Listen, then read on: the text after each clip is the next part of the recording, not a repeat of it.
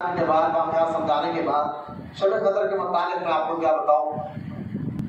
حضرت سیدنا عبدالقدیر صدیقی بھی رحمۃ اللہ تعالیٰ علیہ وہ جو بالکل سامنے روڈ کے اس پار جو ہے حضرت کا مزار مبارک موجود ہے. عبدالقدیر صدیقی بھی رحمۃ اللہ تعالیٰ علیہ اپنی کتاب تفسیر صدیقیہ میں فرماتے ہیں جب یہی آیت کی تجدید نام اللہ فی لیلۃ القدر وما ادراک ما لیلۃ القدر، آپ فرماتے ہیں کہ یقیناً شب قدر اللہ تعالیٰ کے نزدیک جو ہے نا، جو شب قدر 1000 مہینوں سے زیادہ افضل کی رات ہے. اور فرماتے ہیں کیوں یہ رات 1000 مہینوں سے زیادہ افضل ہے؟ تو قدیر پیا زمان فرماتے ہیں کہ اس رات کو اللہ تعالیٰ نے لوح محفوظ سے قرآن کو پہلی آسمانی دنیا پر نازل فرمایا. اس رات کو غور کریں، شب قدر کی رات کو اللہ تعالیٰ نے لوح محفوظ جو عرش کے اوپر ایک تختی ہے جہاں ہر بندے کی تقدیر لکھی ہوئی ہے، تو وہاں سے قرآن پہلے آسمان پر نازل فرمایا اور پھر دھیرے دھیرے 23 سال تک حضور رحمت کونین صلی اللہ علیہ وسلم پر ضرورت کے تحت اتارتا گیا اور 23 سال میں قرآن مکمل ہوا. تو شب قدر وہ رات ہے، اس رات کو لوح محفوظ سے پہلے آسمانی دنیا پر قرآن اترا. اور یہ قدیر پیا رحمۃ اللہ تعالیٰ فرماتے ہیں کہ اس سے اندازہ کرو جس رات قرآن لوح محفوظ سے آسمانی دنیا پر آیا تو وہ رات 1000 مہینوں سے زیادہ افضل ہو گئی. جس رات قرآن جو ہے نا نازل کیا گیا لوح محفوظ سے، قدیر پیا فرماتے ہیں غور کرو وہ رات جس رات قرآن اترا وہ رات 1000 مہینوں سے افضل ہو گئی. اور جب قرآن اترا تو رات افضل ہو گئی تو خود قرآن کتنی افضل کتاب ہو گئی. قدیر فرماتے ہیں اس سے اندازہ قرآن کی عظمت کیا ہوگی کہ جس رات کو قرآن آیا تو قرآن آیا اس رات کو تو رات 1000 مہینوں کے برابر ہو گئی. اور جو قرآن آیا وہ کتنی عظمت والی کتاب ہوگی، اور جو اس کو پڑھتے ہیں اور اس کو حفظ کرتے ہیں وہ کتنی شان والے ہو جاتے ہیں. اور یہاں اہل مشائخ نے بڑی اور ایک پیارا بتا دیا، فرمایا جس رات قرآن آیا وہ 1000 مہینوں سے بہتر ہو گئی، افضل رات ہو گئی. 1000 مہینے کے 1000 مہینے کے اگر حساب لگائے تو 83 ایئرس ہو گئے، 83 سال. اور جس کو یہ رات بھیجے اللہ اس کو 83 سال اگر اخلاص مضبوط ہو، اللہ کی رضا کے لیے ہو، بالکل تنہائی کے ساتھ محبت کے ساتھ یہ رات گزارے تو اللہ اس سے بھی زیادہ ثواب عطا فرمائے. لیکن 83 سال تک کا ثواب ایک رات کا، ایک رات کا 83 سال کا ثواب. تو علماء فرماتے ہیں اس سے اندازہ کرے کہ جس رات قرآن آیا وہ رات 1000 مہینوں سے زیادہ افضل ہو گئی. اور جس دن صاحب قرآن پیدا ہوئے، جس دن صاحب قرآن پیدا ہوئے وہ محمد رسول اللہ، وہ 12 ربیع الشریف کا دن کتنا مبارک دن ہوا. اب یہاں شب قدر کے متعلق ایک اور بات آیا کہ کیوں ہمیں دی گئی اس امت کو، وجہ کیا ہے دینے کی. تو حدیث پاک میں آتا ہے کہ رحمت کونین صلی اللہ علیہ وسلم نے ارشاد فرمایا کہ بنی اسرائیل میں ایسے ایسے لوگ تھے ان کی عمریں طویل تھی، لمبی لمبی ان کی عمریں تھی، 100 سال 200 سال نارمل آدمی رہتا تھا پہلے زمانے. صحابہ کو حضور نے فرمایا کہ بنی اسرائیل میں ایک بزرگ تھے جنہوں نے 1000 مہینے تک دن میں روزے بھی رکھے، جہاد بھی کیا اور رات بھر عبادت بھی کیا. اندازہ کریں آپ کی عبادت کا ہو گیا. صحابہ اکرام کے سامنے حضور فرما رہے ہیں کہ میرے صحابہ پہلے زمانے میں ایک بزرگ ایسے تھے جنہوں نے 1000 مہینے تک ایسی عبادت کی کہ دن میں روزے رکھے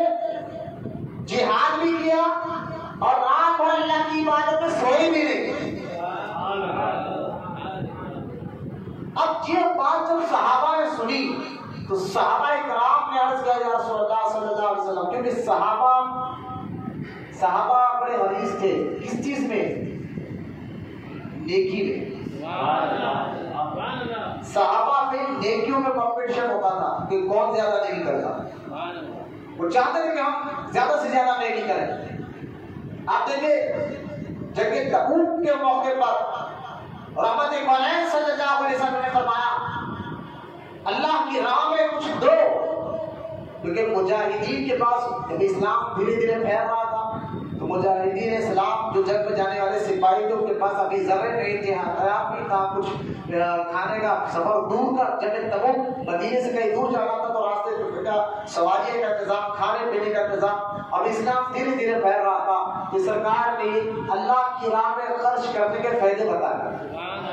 اب ہم کچھ دو، حضرت فاروق اعظم رضی اللہ تعالیٰ عنہ فرماتے ہیں جب میں نے سنا نا حضور اللہ کی راہ میں، میں نے دل میں سوچ لیا کہ یار ہمیشہ ابو بکر نیکی میں ہم سے آگے جاتے ہیں، نیکی میں ابو بکر آگے جاتے ہیں۔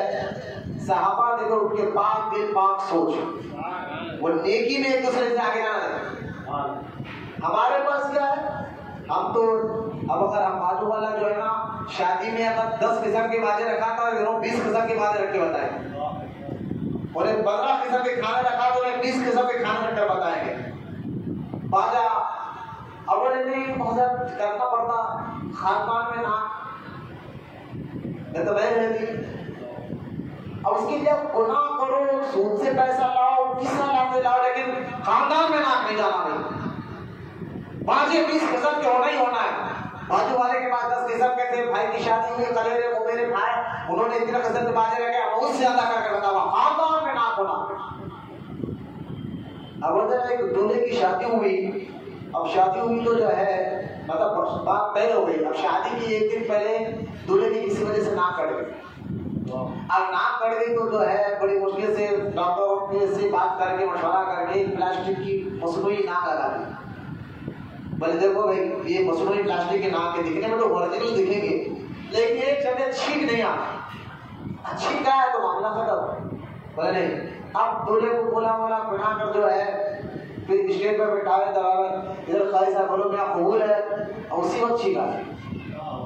اگر ڈپلیکیٹ مصنوعی ناک نکل گئی لٹکی، اب سارے لوگ بولے تو ناک کٹا ہے، اب سب پورے بیٹھے دلہن والے بھی تھے، سارے خاندان میں اس کی یہ اندازہ کرے ایک امیج سوچ کر۔ اسی طرح جب قیامت کے دن یہ مثال نہیں رکھتا، جب قیامت کا دن ہوگا نا سارے لوگ ہوئیں گے اور اب اللہ بنائے گا تو مال کہاں سے کمایا اور کہاں خرچ کیا، کمایا کیسا اور خرچ کہاں پر کیا، چل حلال طریقے سے کما، خرچ کس پر کرا، باتوں پر خرچ کس پر کرا، فلاں شراب پر۔ جب تو اللہ خاندان کا معاملہ تھا تو جب قدرت کی مار پڑے گی تو اس وقت کیا ہوگا، تو لہٰذا نیکی میں آگے بڑھ گئے۔ اگر کوئی 5 ٹائم کا نمازی آپ کو دیکھ رہے ہیں تو آپ کہیں کہ یار 5 ٹائم کا پڑھا میں انشاءاللہ تہجد نہیں پڑھوں گا۔ نیکی میں آگے بڑھنے کی آپ جستجو کریں کہ رمضان مبارک نیکی والا مہینہ ہے، اللہ آپ کو کہنے سے زیادہ عمل کی توفیق عطا فرمائے۔ صحابہ کرام کی یہی عادت تھی، وہ نیکی میں آگے بڑھتے تھے۔ حضرت فاروق اعظم کہتے ہیں کہ حضور اعلان کر رہے ہیں کہ مال دو، حضرت فاروق اعظم رضی اللہ تعالیٰ عنہ جو ہے گئے اور آدھا مال گھر کے لیے رکھا اور آدھا مال اللہ کے حضور کی بارگاہ میں دیا۔ سرکار علیہ السلام نے فرمایا عمر گھر والوں کے لیے کچھ رکھا ہے، فرمایا حضور آدھا رکھا اور آدھا لا کر دیا۔ اتنے میں ابو بکر ابو بکر صدیق نے مال لا کر دیا، تو حضور نے پوچھا ابو بکر گھر میں کچھ رکھا ہے گھر والوں کے لیے؟ فرمایا ہاں۔ کیا رکھ کر رہا ہو؟ اللہ اس کو رسول کو چھوڑ رہا۔ اس سے اندازہ کرے ابو بکر کے بیوی بچے کی طرف توکل تھے، اللہ رسول سے محبت کرتے تھے، توکل کی زندگی، یہ اللہ پر یقین والی زندگی ہے کہ بس کی بات یہ بہت اونچائی کی بات ہے۔ لہٰذا سارا مال لا کر دیا، یہاں تک کہ یہ کرتا کرتا اس لیے آپ نے دیا تھا اپنا کرتا بھی تاکہ کسی مجاہد کو جو کیونکہ اسلام پھیلا تھا کسی مجاہد کے پاس پہننے کے لیے کرتے تک نہیں تھے تو ابو بکر نے اپنا کرتا بھی دے دیا تاکہ میرا یہ کرتا کسی اور کے مجاہد کے لیے کام آ جائے. اور ایک ٹاٹ باندھ لیا اور ٹاٹ باندھ کر جو ہے ایک حالانکہ ٹاٹ کو جو ہے ببول ہمارے پاس کانٹا ہوتے ہیں اس طرح کا ایک کانٹا لگا دیا جس کو ببول کا کانٹا بولتے ہیں بڑا سے کانٹا کانٹا لگا کر آپ نے کرتا بھی لا کر دے دیا سارا مال لا کر دے دیا اور حضور سے کہا حضور میں نے اللہ رسول کو چھوڑ کر آیا ہوں. فاروق اعظم رضی اللہ تعالیٰ عنہ فرماتے ہیں یار ابو بکر سے آگے بڑھنا کوئی بس نہیں. ادھر یہی کیفیت اندازہ کرے اسی کیفیت میں جبریل آتے ہیں آپ عرض کرتے یا رسول اللہ اللہ آپ کو سلام کہتا ہے اور ابو بکر کو بھی سلام کہتا ہے. اور یا رسول اللہ اللہ پوچھ رہا ہے ابو بکر سے پوچھئے اللہ پوچھ رہا ہے ابو بکر سے پوچھئے یہ حال میں بھی یعنی تم ٹاٹ باندھ لیے ہو گھر میں کچھ نہیں کیا سب کچھ آپ نے اللہ کے لیے دے دیا ہو اس حال میں بھی تم اللہ سے راضی ہو اس حال میں بھی اللہ سے راضی ہو. لہذا حضور نے کہا ابو بکر جبریل سامنے کھڑے اللہ پوچھ رہا ہے کہ کیا تم اس حال میں بھی اللہ سے راضی ہو. ابو بکر کو بچتا کہتے یا رسول اللہ میں اللہ سے بھی راضی ہوں رسول سے بھی راضی ہوں اللہ سے بھی راضی ہوں رسول سے بھی راضی ہوں. تو خیر میں یہ واقعہ بتا کر آپ کو سمجھانا یہ چاہتا ہوں کہ صحابہ نیکی کے بڑے حدیث صحابہ نیکی کرنے کے لیے بڑے بچلتے تھے. عبادت نیکی ان کے لیے بہت امپورٹنٹ تھا. ہمیں بھی چاہیے کہ ہم اس کو آئیڈیل بنائیں ہم نیکی پر زیادہ توجہ دیں. اب جب صحابہ نے سنا حضور رحمت کونین صلی اللہ علیہ وسلم نے فرمایا پہلے زمانے میں ایک بزرگ تھے جنہوں نے 1000 مہینے تک دن میں عبادت بھی کی اور جہاد بھی کیا روزہ بھی رکھا رات بھر عبادت کرتے رہے اور ان کی عمریں طویل تھی. تو صحابہ کہتے یا رسول اللہ پہلے زمانے کے جو لوگ تھے ان کی عمریں بڑی بڑی ہوتی تھی وہ نیکیاں زیادہ اس لیے کر لیتے تھے. ہماری عمریں کم ہیں ہماری عمریں کم ہے 50 60 سال زیادہ سے زیادہ 70 80 سال کا چلے جاتے ہیں. وہ لوگ 200 سال 300 سال تک کرتے تھے ان کی نیکیاں ہم سے زیادہ ہو جاتی.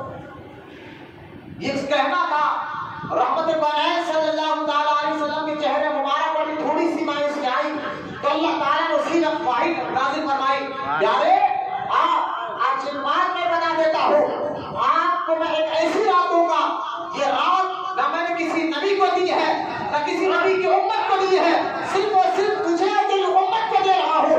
جو اس رات کو پا لیتا ہے میں اس کو 1000 نہیں تو اس سے بھی زیادہ ثواب عطا فرما دیتا ہوں. اور رات شب قدر ہے اور رات کون سی ہے شب قدر کی رات ہے. یعنی سرکار کیونکہ دیکھیں شب قدر ملی ہے حضور کے صدقے اس لیے حضور فرماتے ہیں آپ دیکھیں آپ اس حدیث میں بھی رحمت کونین صلی اللہ علیہ وسلم ارشاد فرماتے ہیں اللہ نے سارے نبیوں کو جنت میں جانا حرام کر دیا جب تک میں جنت میں نہ جاؤں. جب میں جاؤں گا اس کے بعد سارا نبی جائے گا. اور اسی طرح حضور فرماتے ہیں کہ سارے امتیوں کو سارے نبیوں کو جو امتی گزرے ہیں اللہ نے ان پر بھی جنت حرام رکھی ہے جب تک میرا امتی جنت میں داخل نہ ہو جائے. مجھے بتائیے ہمارے سے کون سے پر لگے ہوئے ہیں ہماری آواز تو آپ جانتے ہیں کہ آج رمضان جیسے مبارک مہینے میں ہمارے تراویحوں کا حال دیکھیں ہماری عبادتوں کا حال دیکھیں ہماری نمازوں کا حال دیکھیں. بازار آج بڑے بڑے ہیں گناہوں والی زندگی اور ایسے ایسے گناہ کہ بولتے شرم آ جائے لیکن ہمارا ہاتھ تو صرف پانی کا بلبلا بنا ہوا ہے. مسجد میں رہے تو جی سبحان اللہ کہیں گے باہر پھر نکلے ہوئی ہمارا کام ہو گیا. ہم پر اس بہت سے پر لگے ہوئے ہیں لیکن صرف اور صرف صدقہ ہے رحمت کونین صلی اللہ علیہ وسلم کا. اللہ تعالیٰ نے حضور کے صدقے میں اس امت کو ساری امتوں سے افضل بنایا ہے. حضور کے صدقے میں اللہ تعالیٰ نے اس امت کو ساری امت سے پہلے جنت میں بھیجے گا اور حضور کے صدقے میں اللہ تعالیٰ نے اس امت کو شب قدر کی مبارک رات عطا فرمائی ہے. اس لیے رحمت کونین صلی اللہ علیہ وسلم ارشاد فرماتے ہیں کہ میری امت کے اعمال اور پچھلے نبیوں کی امتوں کے اعمال میں فرق یہ ہے کہ پچھلی امتوں کے اعمال، پچھلی جو امتیں گزرے نبیوں کے، اللہ ان سے محنت زیادہ لی اور اجر ایک دیا. حدیث پر غور فرمائیں، پچھلی امت سے اللہ تعالیٰ نے محنت زیادہ لی، اجر ایک دیا، اور میری امت سے اللہ تعالیٰ نے محنت کم لی اور اجر 2 دیا. آپ غور کریں، سرکار حدیث پاک میں فرماتے ہیں کہ جس طرح یوں سمجھو، سرکار سمجھا رہے ہیں، یوں سمجھو کہ ایک بندہ ظہر سے لے کر عصر تک محنت کر رہا ہے اور اس کو ایک اجر دیا گیا. وہ پچھلی امتیں تھی، اسے ظہر سے لے کر عصر تک محنت دی گئی، لیکن اجر ایک دیا گیا. اور وہ میری امت ہے جن کو عصر سے مغرب تک محنت دی گئی، عصر سے لے کر مغرب تک محنت دی گئی، وہ اجر 2 دیے گئے. پانی مت دے دو. اللهم صل علی سیدنا اللهم صل علی سیدنا. آپ دیکھیں گے نا کسی کے خالی بیٹھے گھنٹوں روٹی پلاؤ کے ساتھ بیٹھ جاتا، ٹائم چلے جاتا، فونوں میں چلے جاتا، سود خوروں کے ساتھ، لیڈروں کے ساتھ ساری رات میں جب ایک بھی آپ کو نہیں مارتے. اللہ کے گھر میں بیٹھی تو رات سے بیٹھے اور بالکل توجہ کے ساتھ سوئے. یہ بات ہے بڑی بات، پیاری بات ہے، میں آپ کو بتا رہا ہوں. شب قدر جیسے مبارک رات اللہ تعالیٰ نے حضور ہی کے صدقے میں عطا فرمایا. اور دیکھیے سرکار اس لیے فرماتے ہیں کہ مجھے میری امت سے محنت کی گئی اثر سے لے کر مغرب تک اجر. اب لہٰذا یہ ساری باتیں آپ کو اس لیے بتا رہا ہوں کہ شب قدر ہے کیا.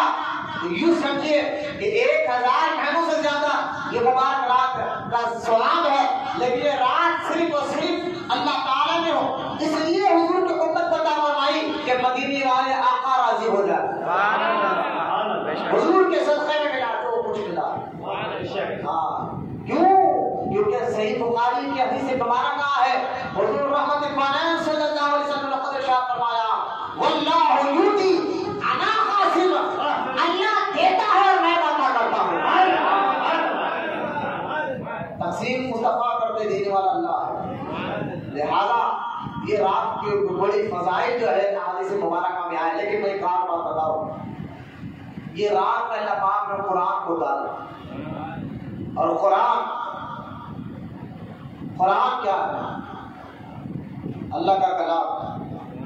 لیکن میں آپ کو بتاؤں، آپ دیکھیے اگر کہیں ہمارے محلے میں بھی ایک مثال دے رہا ہوں، غور سے سنیں. ہمارے علاقے محلے میں اگر کوئی اجنبی آدمی پھرے اور آپ دیکھ رہے کہ یہ اجنبی آدمی ہماری گلی کا چکر کیوں کر رہا ہے، تو آپ کیا کریں گے؟ اس کو پکڑ کے اور پکڑ کے پوچھیں گے نام کیا ہے، کس کے پاس آیا، کب آیا، کیوں آیا، کس لیے آیا. اگر ان سوالات کا وہ صحیح جواب دے دے تو آپ مطمئن ہو جائے. اگر جواب نہیں دیا تو آپ معاملے میں اگر پولیس کے حوالے کریں، یہاں بھی اجنبیت حالات خراب ہے، پتا نہیں کیا کرنے آج کو، تو جواب بھی صحیح نہیں دے رہا ہے. یہ مثال جاتا لگے. اب آئے موجودہ دور میں قرآن کی فضیلت بتا رہا ہوں. موجودہ دور میں جو کتابیں یہودیوں کے پاس بھی توریت ہے لیکن اس میں تبدیلی کئی ہو گئی. عیسائیوں کے پاس انجیل ہے، اس میں تبدیلی ہو گئی ہے. زبور ہے، کئی تبدیلی اس میں ملاوٹ ہو گئی ہے. لیکن عیسائیوں کا یہ دعویٰ کہ اللہ کا قرآن، یہودیوں کا بھی یہ دعویٰ ہے کہ اللہ کا کلام ہے. بائبل لوگوں کے پاس ابھی بھی پڑھتے ہوئے دیکھو کا دعویٰ ہے کہ اللہ کا کلام ہے. حالانکہ اس میں تحریف ہو گئی. اور ہمیں کیا کرنا ہے؟ ہم توریت پر بھی ایمان رکھتے ہیں، انجیل پر بھی ایمان رکھتے ہیں، زبور پر بھی ایمان رکھتے ہیں. اللہ تعالیٰ جن نبیوں پر کتابیں نازل کروا، کتابوں صحیفوں سب پر ایمان رکھتے ہیں. لیکن اب جو موجودہ جو کتابیں توریت، زبور، انجیل ہے اس کو ہم مانیں گے نہیں. ایمان تو کتابوں پر ہے جو اترے ہیں، لیکن ان لوگوں نے اس میں ملاوٹ کر دی، تحریف کر دی. لہذا میں آپ کو ایک مثال دے رہا ہوں. اگر آج کے اس دور میں آپ عیسائی سے توریت منگا لیں، یہودیوں سے توریت منگا لیں، عیسائی سے انجیل منگا لیں اور سامنے رکھے، اور اس کے بعد یہ سمجھے توریت، انجیل، قرآن تینوں کو سامنے رکھے. اب سوال کرے انجیل سے توریت سے نام کیا ہے؟ ان سے سوال کرے اس میں لکھا ہونا چاہیے نام کیا ہے، جواب نہیں ملے گا. کہاں سے آئے، کب آئے، کیوں آئے، کچھ جواب آپ کے موجودہ توریت انجیل میں ان سوالات کے جواب موجودہ توریت یا انجیل میں موجودہ کوئی آپ کو جواب نہیں ملے گا. اب یہی سوال قرآن سے پوچھیں اور قرآن سے پوچھیں کہ قرآن نام کیا ہے. تیسرے بارے میں اللہ بل ہوا قرآن مجید.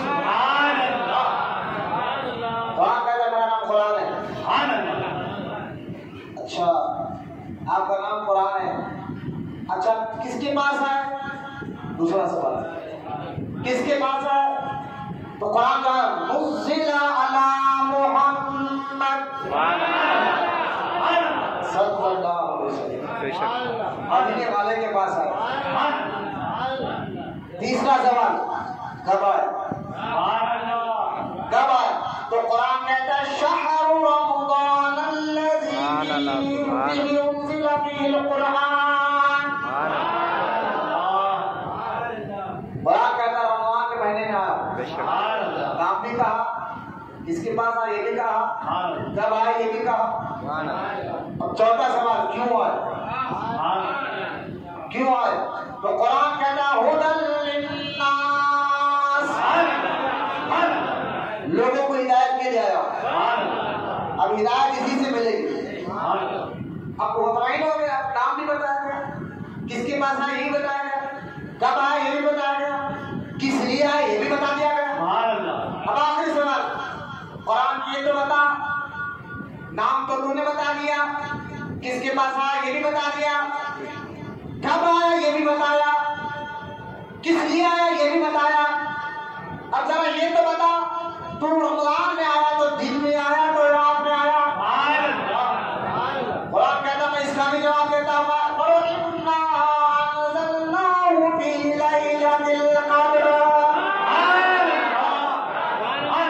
شب قدر کی رات میں آیا. بولنا وہاں پر شب قدر کی رات میں آیا. لہذا قرآن پھر اس لیے اللہ فرماتا ہے ذالک الکتاب لا ریب فیہ, اس کتاب میں کوئی شک نہیں. دلیل تم جاؤ منہ سے پانی جاؤ دور دیر بعد واپس ہمارے بات دور دیر بعد یہ بہت پیاری پیاری باتیں میں آپ کو سمجھانے کی کوشش کر رہا ہوں. اب آئے قرآن, چند باتیں قرآن میں قرآن کے متعلق کچھ عرض کر کر میں آپ کو وہابیوں والا اعتراض کا جواب بھی آج دینا ہے. بدعقیدہ ملا یہ کہتا ہے کہ حضور کو شب قدر کا علم نہیں تھا, اسے کہا کہ 5 راتوں میں تلاش کر لو. اب میں آپ کو وہی جواب دوں گا انشاءاللہ, اور یہ بھی جواب دوں گا کہ اس کو چھپایا کیوں گیا, چھپایا کس لیے گیا, یہ بھی اللہ کی مہربانی. کہا کہ رات میں 5 راتوں میں تلاش کر لو, بہت بڑی اللہ کی مہربانی ہے ہم پر. جب میں اس کا راز کھولوں گا تو آپ کو تحرار ہوگا یا اللہ تیرا شکر ہے, ہم سے شب قدر چھپا کے رکھیے. میں بتاؤں گا انشاءاللہ بھی آگے چل کر, اور یہ بھی بتاؤں گا جس مصطفیٰ سے اللہ نہیں چھپا, سارے غیبوں کا غیب رب ہے, اللہ نہیں چھپا, اور وہ مصطفیٰ سے اور کیا چھپ سکتا ہے. بڑے لکھتے ہیں ہمیں تو ذاقال ہمارے نظام اس لیے فرماتے ہیں اور کوئی غیب نہ جب سے نہا ہو بھلا, جب نہ خدا ہی چھپا تم پہ کرو درود. لیکن میں بتانے جواب دینے سے پہلے قرآن کو سمجھو. قرآن کیا ہے؟ پہلے آپ دیکھیے قرآن کو قرآن کیوں کہا جاتا ہے. سبحان اللہ. قرآن کو میں نے آپ کو بتا دیا کہ قرآن کتنا سچا کلام ہے, ہر چیز کا جواب قرآن خود دیتا ہے. نام کیا ہے بتاتا ہے, کس کے پاس آیا یہ بھی بتاتا ہے, کب آیا یہ بھی بتاتا ہے, کس لیے آیا یہ بھی بتاتا ہے, دن میں آیا یا رات میں آیا وہ بھی بتاتا ہے. وہی تو ہے نا, کوئی کبھی کو آپ کو آدمی کو دیکھا پکڑا وہ سچ جواب دے دے, اول بھائی پہچانا کیسے, یہ سچ بول رہا ہے, سچ جواب دے رہا ہے. اور جس کا جو کلام رکھا ہے, جس کا خود کلام ہوتا ہے ذالک الکتاب لا ریب فیہ, غور کرو. میں اس لیے آپ کو یہ بتانا چاہ رہا ہوں کہ یہ فہم بنانا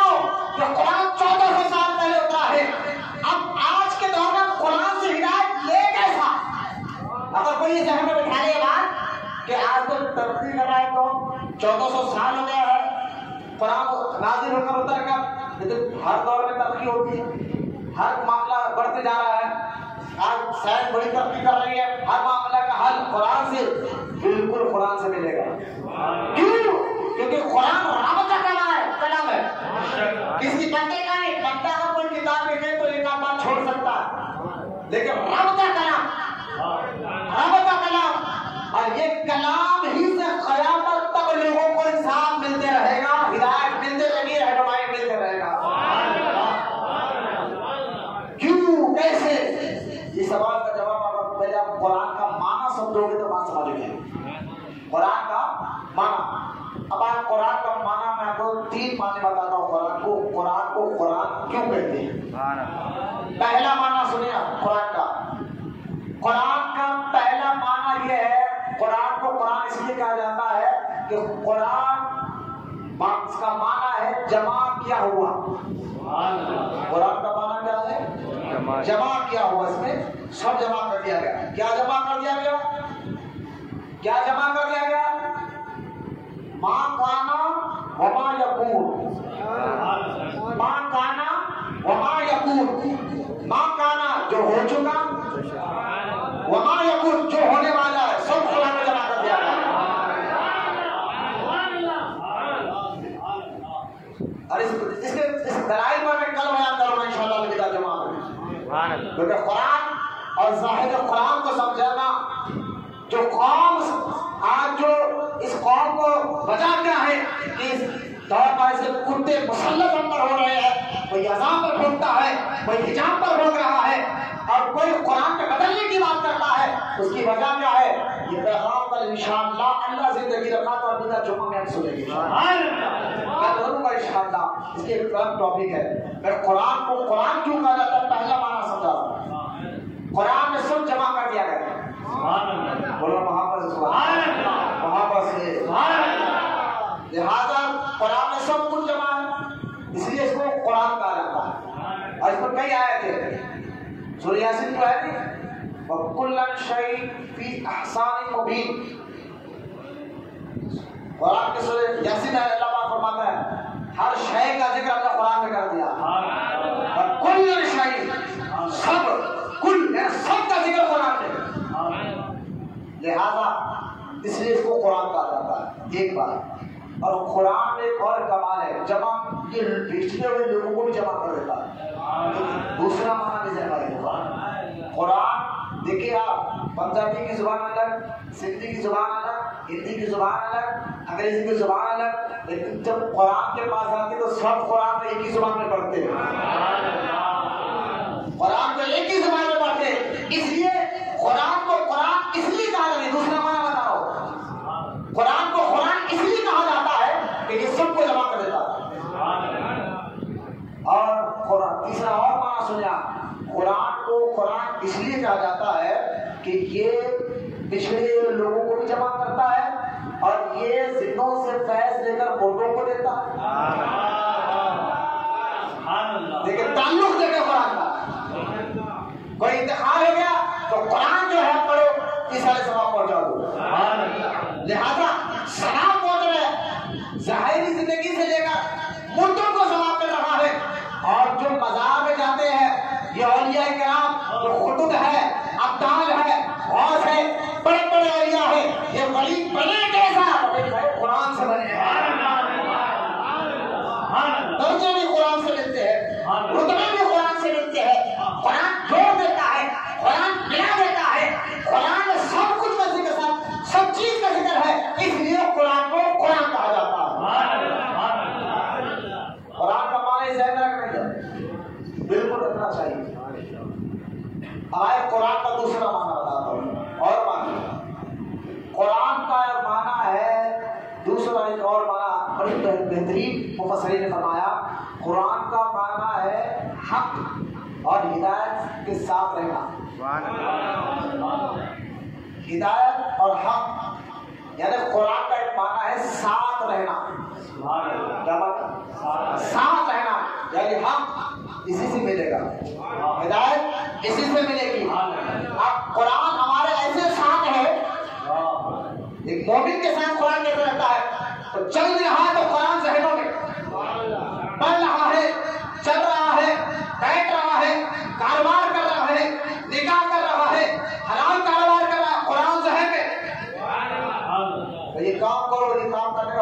قرآن دیتا ہے، یہ مت کرو اس کا منع کرے گا حکم قرآن دیتا ہے۔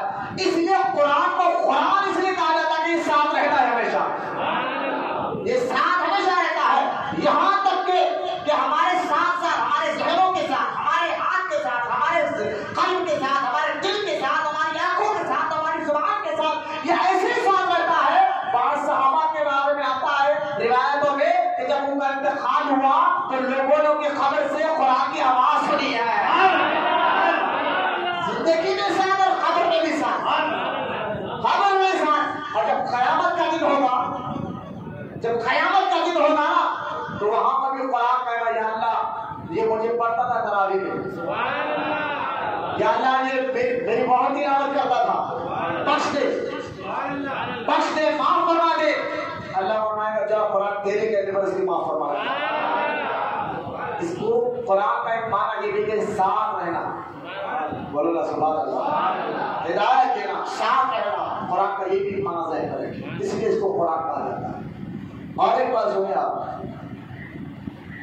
قرآن کے بارے میں ایک بہت بڑے بزرگ نے اس لفظ پر ایک بڑی بات، پیاری بات کہی، وہ ذرا سنیں آپ۔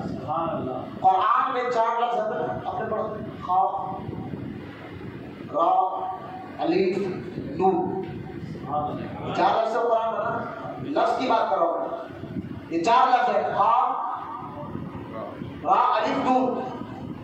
فرماتے ہیں خاف سے مراد قرآن۔ ہم جو ہے نا ہماری دکانوں میں کبھی شارٹ فارم نام رکھتے نہیں جاتے، اس کا فل فارم رکھنے والے بھی معلوم ہوتا ہے۔ تو قرآن کو آپ ذرا اس معنی بھی سمجھیے، قرآن کے 2 معنی، لیکن یہ بزرگوں کی بات میں بتا رہا ہوں۔ قرآن کا ایک معنی یہ بھی ہے کہ قرآن کے اگر الفاظ کو غور کریں، قرآن کے خاف سے قرآن، اور قرآن خاف کے بعد آتا ہے رے سے مراد قرآن رمضان کے مہینے میں، قرآن رمضان کے مہینے میں، پھر آتا ہے الف، حضرت صلی اللہ علیہ وسلم پر، آتا نور، نازل ہوا، نازل ہوا، قرآن رمضان کے مہینے میں حضرت صلی اللہ علیہ وسلم پر نازل ہوا۔ بولنا محبت سے سبحان اللہ۔ یہ قرآن کا معنی آپ کو، قرآن کا دوسرا نام ہے فرقان، کتاب دوسرا نام ہے تو فرقان۔ جو قرآن کے 39 نام ہیں، 39، لیکن میں آپ کے ذہنوں کے حد تک بات کر رہا ہوں، مدرسوں میں پڑھائے جاتے ہیں۔ اگر آپ تفسیر نعیمی اگر آپ پڑھیں گے، تفسیر روح البیان اگر آپ پڑھیں گے، تفسیر بیضاوی اگر آپ پڑھیں گے، یہ جو معتبر تفاسیر ہے جو مدرسوں میں پڑھائے جاتے ہیں، تو آپ کو یہ ساری باتیں وہاں پر بھی مل جائیں گے۔ میں جس کتاب کے حوالے سے بات کر رہا ہوں، تفسیر نعیمی سے آپ کے سامنے بات کر رہا ہوں۔ قرآن کا ایک دوسرا نام ہے فرقان، اور فرقان، قرآن کو فرقان کیوں کہا جاتا ہے؟ فرقان کا معنی کیا ہے؟ فرقان کا معنی ہے حق اور باطل کو الگ کر کے بتانا، صحیح اور غلط کو، سچ اور جھوٹ کو، حلال اور حرام کو الگ کر کے بتائے، لہذا اس کو فرقان اس لیے کہتے ہیں۔ آگے کوئی مثال حضرت مفتی احمد جان خان رحمی رحمۃ اللہ تعالی علیہ نے اپنی کتاب تفسیر نعیمی میں ایک پیاری بات لکھی۔ آپ فرماتے ہیں کہ سنو، یوں سمجھو کہ اللہ تعالیٰ نے بیج سب کے دلوں میں رکھا، جیسا ایک کسان اپنے کھیت کے اندر بیج بوتا ہے، اور وہ بیج کہاں پر بوا؟ ایک کم معلوم ہوگا جب بارش ہوگی، جب بارش ہوگی تو جہاں بیج وہاں سے پھل نکل کر آئے گا، جھاڑ نکل کر آئے گا۔ تو علامہ تفسیر نعیمی میں فرماتے ہیں اسی طرح کہ قرآن ایک بارش کی مثال ہے، اور جب یہ آگے اس کی رحمت برسانے لگا تو جس کے دل میں کفر تھا وہ بھی باہر آیا، اور جس کے دل میں ایمان تھا وہ بھی باہر آیا۔ بولنا محبت سے سبحان اللہ۔ لہذا قرآن بارش کی طرح برسا، اور ایسا برسا کہ ابو بکر نے اور ابو جہل نے فرق کر کے بتا دیا، اس لیے اس کو قرآن کہتے ہیں۔ بولو محبت سے سبحان اللہ۔ اب یہاں میں آپ کو اس لیے ایک بات بتاتا ہوں، کیونکہ ایک آچاریہ کو جانتے ہیں، آچاریہ وہ نام نہیں لینا، میں ممبر پر بیٹھ کر ان کا نام نہیں لینا چاہتا، لیکن میں اب لڑائی کی بھی بات نہیں کر رہا ہوں، ذرا ایک بات سمجھانے کی بات کر رہا ہوں، جھگڑے کی بات نہیں۔ کئی آپ نے دیکھا ہوگا ٹی وی پر بھی، انٹرنیٹ پر بڑے کئی شنکر آچاریہ جو بالکل کپڑے ڈال کر سادھو سنت ہو جاتے ہیں بیچارے، وہ کیا مذہب کی بات ہے، ہو جاتے ہیں ان کی مرضی۔ تو لہٰذا ایک آچاریہ صدر اللہ فاضل، بہت بڑے بزرگ ہے صدر فاضل رحمۃ اللہ علیہ، ان سے آ کر کہنے لگا یار تمہاری قرآن، آچاریہ ہے وہ کہہ رہا ہے، اور میں نے خود دیکھا انٹرنیٹ پہ جا کر دیکھے شنکر آچاریہ نام آنے تو آپ کو جو ہے نا وہ ملے گا اور وہ قرآن پڑھ کے سنائے گا۔ اب یہاں ایک سوال ہے کہ ایک صدر فاضل عالموں سے، اسی لیے وہ جاہلوں سے بات کر سکتے ہیں، عالموں سے کیا بات ہے؟ پردے کی بات تو اگر کسی عالم کو بٹھا کر بات کرو، وہ بکے ہوئے عالم نہیں تو سیاست کی بات لیڈروں کے پیچھے جی حضوری کرتے ہیں، کبھی اہل سنت کے وہ شیر عالموں کے پاس آؤ، تمہاری کتاب سے بتائیں گے پردہ کیا ہے، تو کیا ہمیں پردے کی کیا بات کرتے یار؟ مغلیہ سلطنت میں کتاب لکھی گئی تھی تلسی داس نے، مہابھارت، آپ دیکھیں انٹرنیٹ پہ یہ کتاب ہے، اردو میں بھی ہے، انگلش میں بھی ہے، رومن انگلش میں بھی ہے، تلسی داس نے لکھا تھا مہابھارت، اور وہ مہابھارت کتاب میں یہ واقعہ لکھا ہوا ہے کہ جب راون نے سیتا کو اٹھا کر لے کر گیا اور دونوں رام اور لکشمن ڈھونڈنے کے لیے نکلے، کچھ دور چلے تو رام کو جو ہے اپنی بیوی سیتا کی جو ہے کان کی بالی ملی، اور بھائی سے کہا دیکھ یہ تو تیری بھابھی کی بالی ہے، کچھ نہیں کہا، آگے گئے گلے کا ہار ملا، بھائی تو تیری بھابھی کا گلے کا ہار ہے، کچھ نہیں بولے، آگے چل ہاتھ کے کنگن ملے، بھائی تو تیری بھابھی کے کنگن ہے، لکشمن نے کچھ نہیں کہا، یہ تلسی داس جی کی فوٹو پر کتاب ہے، اسی سے مہابھارت بنی ہے۔ آگے بڑھا، آگے جب دیکھا تو پیر کے پائل پیسب جس کو کہتے ہیں چین بنا رہے، پیسب گری ہوئی تھی، لکشمن دوڑتا ہوا گیا اور اس چین کو اٹھایا، کہا بھائی دیکھیے ہماری بھابھی کی جو ہے نا یہ پیسب ہے میرے لیے، تو آپ نے کہا یار لکشمن راستے بتاؤ، میں نے تیرے کو کنگن بتایا، ہار بتایا، بالی بتایا، تو نے جب تو کچھ ریئیکشن نہیں کیا، لیکن پیسے کو دیکھ کر ریئیکشن کر رہا، تو لکشمن کہنے لگا بھائی جب بھی میں اپنی بھابھی کے پاس جاتا تھا نا تو صرف ختموں کو دیکھتا ہے، صرف پیر پہ میری نظر رہتی، میں نے کہا تم پر چہرہ نہیں دیکھا، تو تم ہمیں پردہ سکھاتے ہو، پردہ تو تمہارے پاس بھی خود ہے، پردے کا معاملہ خود تمہاری معتبر کتابوں میں لکھا ہوا ہے، یہ مت چھوڑو، قرآن کسی پر ظلم نہیں کرتا، اللہ پاک نے جو قانون دیا ہے یہ قانون ایک انسان کے لیے زبردست رہنمائی ہے، اور انشاءاللہ قیامت تک اسے ہم رہنمائی دیتے رہیں گے۔ تمہارا کتاب، تمہاری کتاب کو خود پردے کی ہمیں بتا کہ ہمیں کہ تم پردے کے بعد کیا چڑھاتے ہو گے، مسلمانوں پر ظلم ہو رہا ہے پردے کو لے کر، نہ خود اب غور کریں۔ میں آپ کو سمجھانے کی کوشش کر رہا تھا کہ قرآن جو ہے نا، جو اللہ پاک قرآن کو قرآن سے کہہ دیتا ہے جمی ماں کانا وما یکون، جو ہو چکا جو ہونے والا ہے سب ذکر اللہ قرآن میں کرتے ہیں، سب چیز کا ذکر اللہ قرآن میں، جب قرآن میں سب چیز کا ذکر ہے، قرآن کی ایک کئی آیاتوں میں اس کی دلائل میں انشاءاللہ کل بولوں گا، کل انشاءاللہ بتاؤں گا میں آپ کو کئی دلائل، وہ آیت پڑھ کر بھی سنو گا، لیکن مجھے ایک سوال یہاں پر رکھ دیجیے آپ۔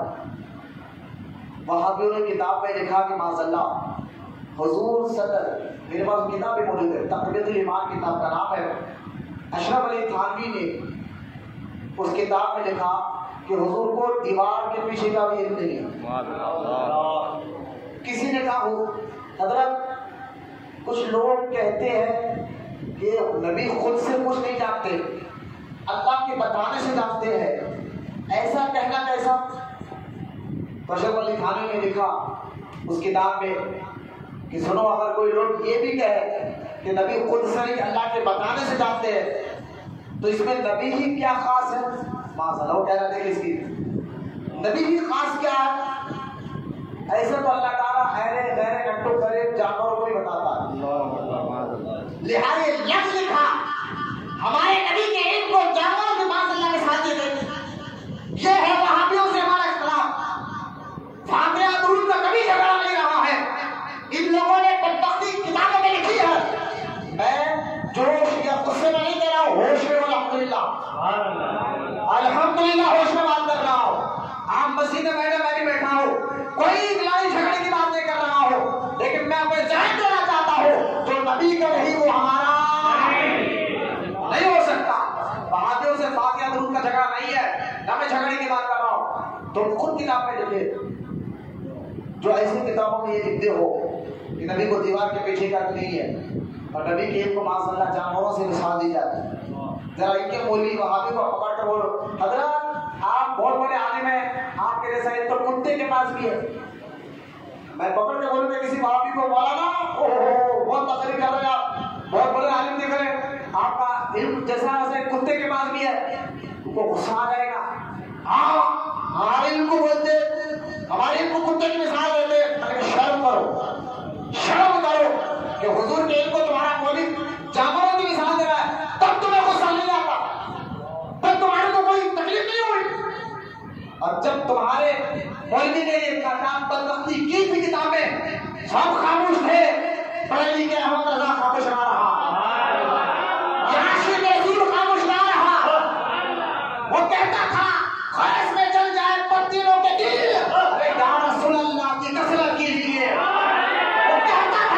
وہ کہتا تھا اور کوئی عقائد کا میرے نبی کے بارے میں تم کہتے باہر کے پیچھے طے نہیں ہے, اور معراج کیا حضور نے رب کو دیکھا ہے. وہ یہ کہتا تھا کہ اور کوئی عقائد کا تم سے چھپا ہو بھلا, ارے جب نہ خدا ہی چھپا تم نے کرو ضرور.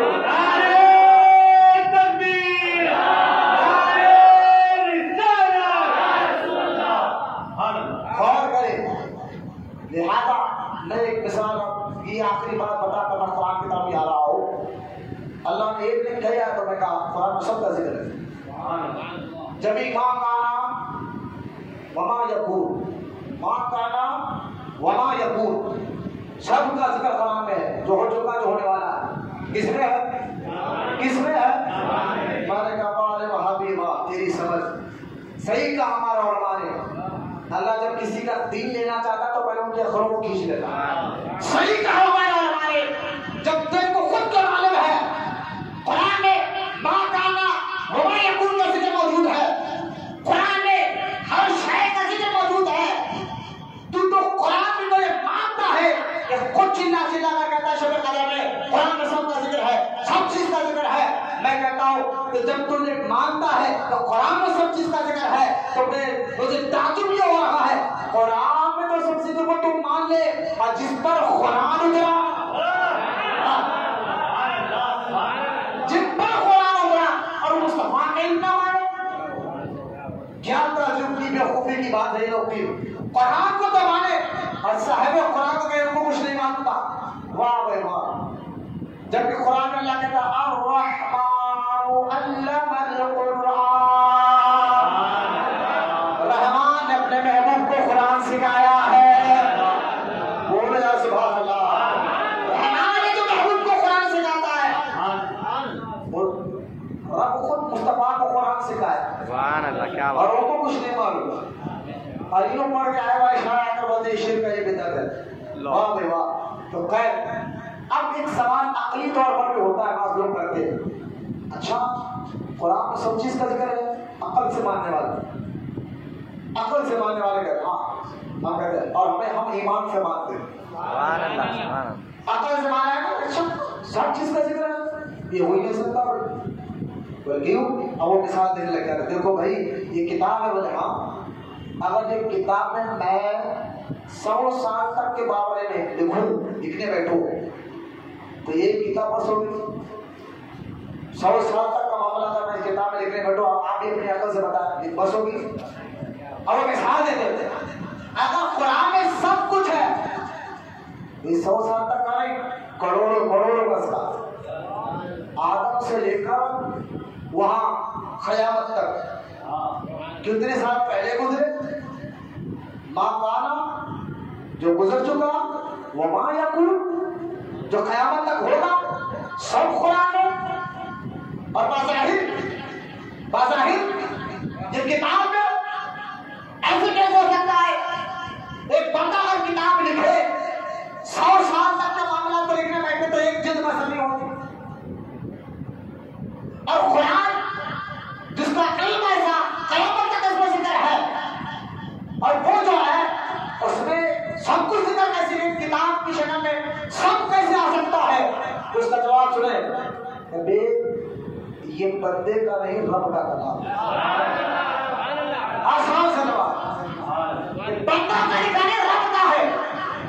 بولو نا سبحان اللہ. یہ رب کا کلام ہے اور اس کا عقلی جواب دو. کیا بات ہے سبحان اللہ. عقل میں آ گیا. یہ آنکھ ہے نا, آنکھ کے اندر جو ہے سفیدی کے بیچ میں پھر کالا گول, اس کے بیچ میں چھوٹا سا نقطہ ہے وائٹ کلر کا, اس سے آپ دیکھتے, اس سے آپ جاتے ہیں. یہ جو دیکھ رہے ہیں نا تو پوری آنکھ سے نہیں دیکھتے آپ. یہ سفیدی کے بیچ میں گول کالا, اس کے اندر باریک نقطہ وائٹ کلر کا, جس کو ہمارے بڑے بوٹے وہ پانی لے کر کے آقا بیچاروں کو دیکھنا من ہوتا دیکھ گا, وہ بھی پانی کی شکل میں رہتا وائٹ کلر کا نقطہ, اس سے دیکھتے آپ. اب دیکھیے آپ اس نقطے سے ہم آسمان کو دیکھ رہے ہیں. ہے اتنا نقطہ, یار سمجھو بات کو, ہے اتنا سا نقطہ, اتنا بڑا آسمان آپ کے اندر نقطے سے آسمان دیکھ رہے ہو, سورج دیکھ رہے ہو, چاند دیکھ رہے ہو, تارے دیکھ رہے ہو, سمندر دیکھ رہے ہو, زمین دیکھ رہے ہو, اسی نقطے سے جو تمہاری آنکھ کے اندر ہے. تو جو ہے تمہارے اندر ہی ایک آنکھ پیدا کرے, آنکھ کے اندر نقطہ پیدا کرے, اس نقطے میں زمین آسمان کو سما کر دے, وہ رب ایسا قادر ہے اور قدرت والا ہے. اسی رب کا یہ کلام ہے جس میں اللہ پاک نے قیامت تک علم دیا ہے. اگر بڑی زور دے تو قرآن کا بول رہے محبت سے شب قدر کی رات ہے نا قرآن والی. کیا ہے قرآن؟ رب کا کلام ہے قرآن, حضور کا معجزہ ہے قرآن. کیا ہے قرآن؟ رب کا کلام ہے, حضور کا معجزہ ہے. اب آئے جب سب کا ذکر قرآن میں ہے, یقینی طور پر میں نے جواب دیا, لیکن پھر بھی آپ کے اماموں کو مضبوط کرنے کے لیے اللہ تعالیٰ قدرت ہمیں بتائیے. آیت آپ نے سنا ہوگا, ان اللہ علی کل شیء قدیر. سیدھا سا معنی ہے نا اس کا, بولو سیدھا سا معنی ہے اس کا کہ بے شک اللہ ہر شے پر قادر ہے, قدرت والا ہے. اور اس کی طاقت اور قدرت کو سمجھے آپ, اس کی طاقت اور قدرت کو سمجھنے کے لیے میں آپ کو بتاتا ہوں. دیکھیے میں آپ کو اس دلائل اس لیے دے رہا ہوں, میں آپ کو سمجھانا چاہتا ہوں کہ سب چیز کا ذکر اللہ قرآن میں جمع کرے. بولو نا سبحان اللہ. اور ورنہ قرآن کا فیضان ایسا ہے, مولا کائنات سے پوچھو,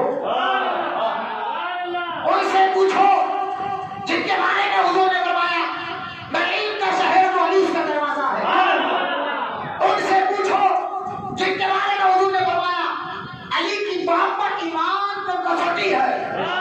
ارے ان سے پوچھو جن کے بارے میں حضور نے فرمایا علی تو مجھ سے ہے, میں تجھ سے ہوں. وہ مولا کائنات فرماتے ہیں اگر میں چاہوں نا, قرآن میں کیسا علم ہے علی سے پوچھو. مولا علی فرماتے ہیں میں چاہوں پورا قرآن نہیں, صرف سورہ فاتحہ,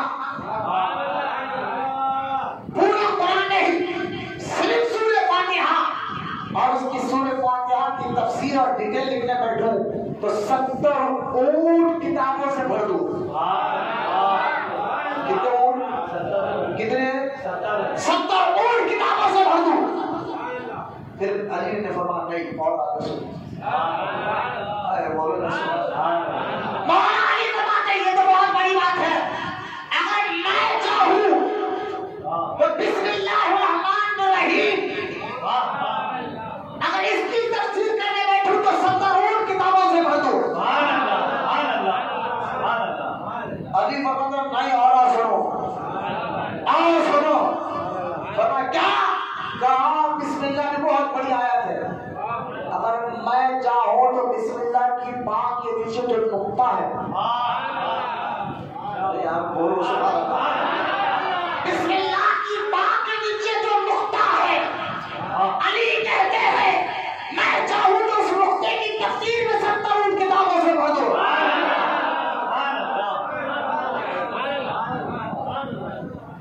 میں آسان تک ایک بات سمجھا دوں, کیسا اللہ تعالیٰ تو نہیں کرتا ہے، لیکن آخری طور پر سمجھو چلو میں چلتے ہیں روح عالم روا میں خواجہ بند نواز کی بارگاہ، سرکار بند نواز کی بارگاہ میں پہنچو، سرکار خواجہ بند نواز کی بارگاہ میں سجدے سے سر جھکاؤ، کہو بند نواز کے سلطنت بلند پرواز آل رسول اولاد حسین، جن کو ایسے کہتا ہے یہ دکن کا کعبہ ہے، نیست کعبہ در دکن جس در گئے گیسو دراز، ایسے واقع کہتا ہے نیست کعبہ در دکن جس در گئے گیسو دراز، بادش آئے دین و دنیا تا ابد بندہ نواز۔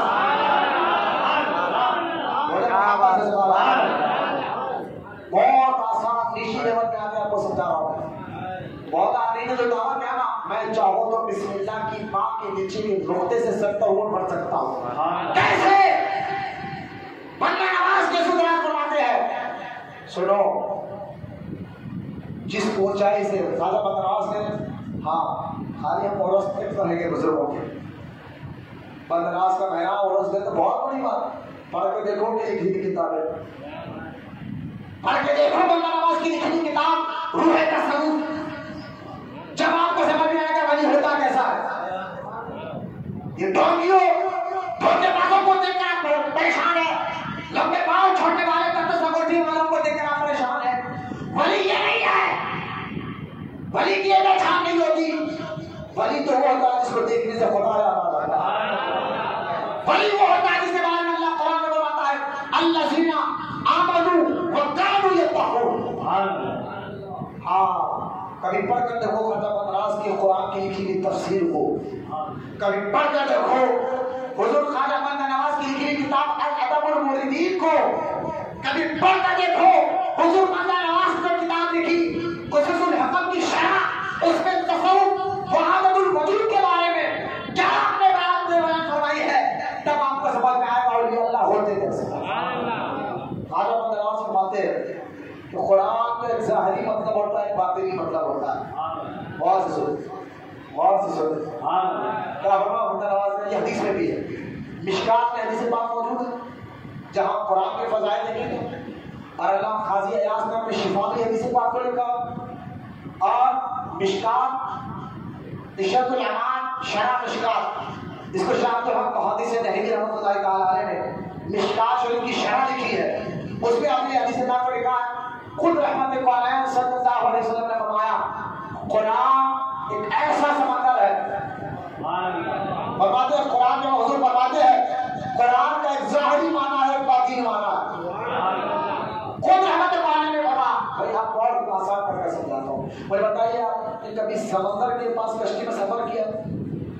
خط جو نہیں کیا آپ نے دیکھا تو ہوگا، سمندر میں کشتی جا رہی ہے، اگر آپ پوری کشتی میں بیٹھے اور سمندر میں کشتی جا رہی ہے، غور کریں سمندر میں کشتی جا رہی ہے، آپ پانی کو دیکھ رہے ہیں اور سے لطف لے رہے ہیں، آپ کیا خوبصورت منظر دیکھا، چاروں طرف پانی ہی پانی، لیکن پانی کی گہرائی کتنی ہے، پانی کے اندر گہرائی کتنی ہے، کتنا گہرا سمندر ہے یہ آپ کو نہیں معلوم ہوگا۔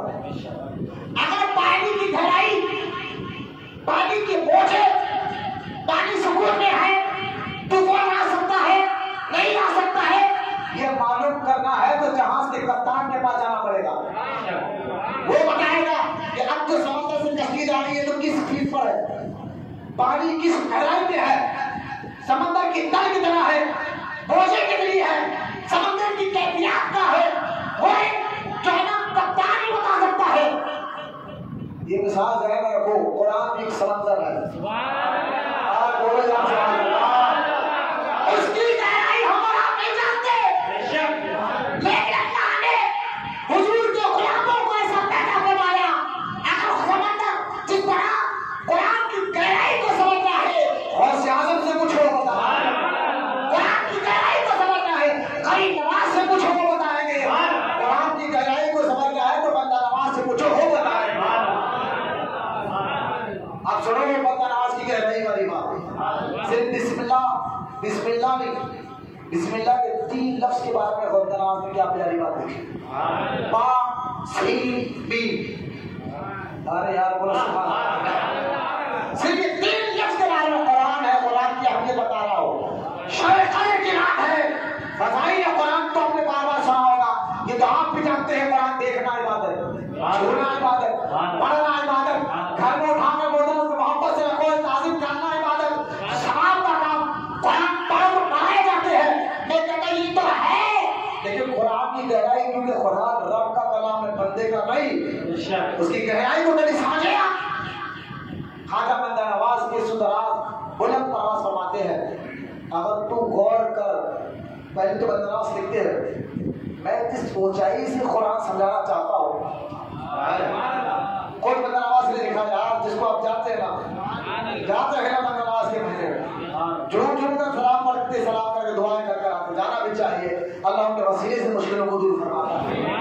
لیکن وہ بندہ نواز فرماتے ہیں جو قرآن کی تفسیر میں لکھ رہا ہوں, یہ تفسیر کا ظاہری معنی ہے, میں باطنی معنی بتا رہا ہوں. بولو نا سبحان اللہ.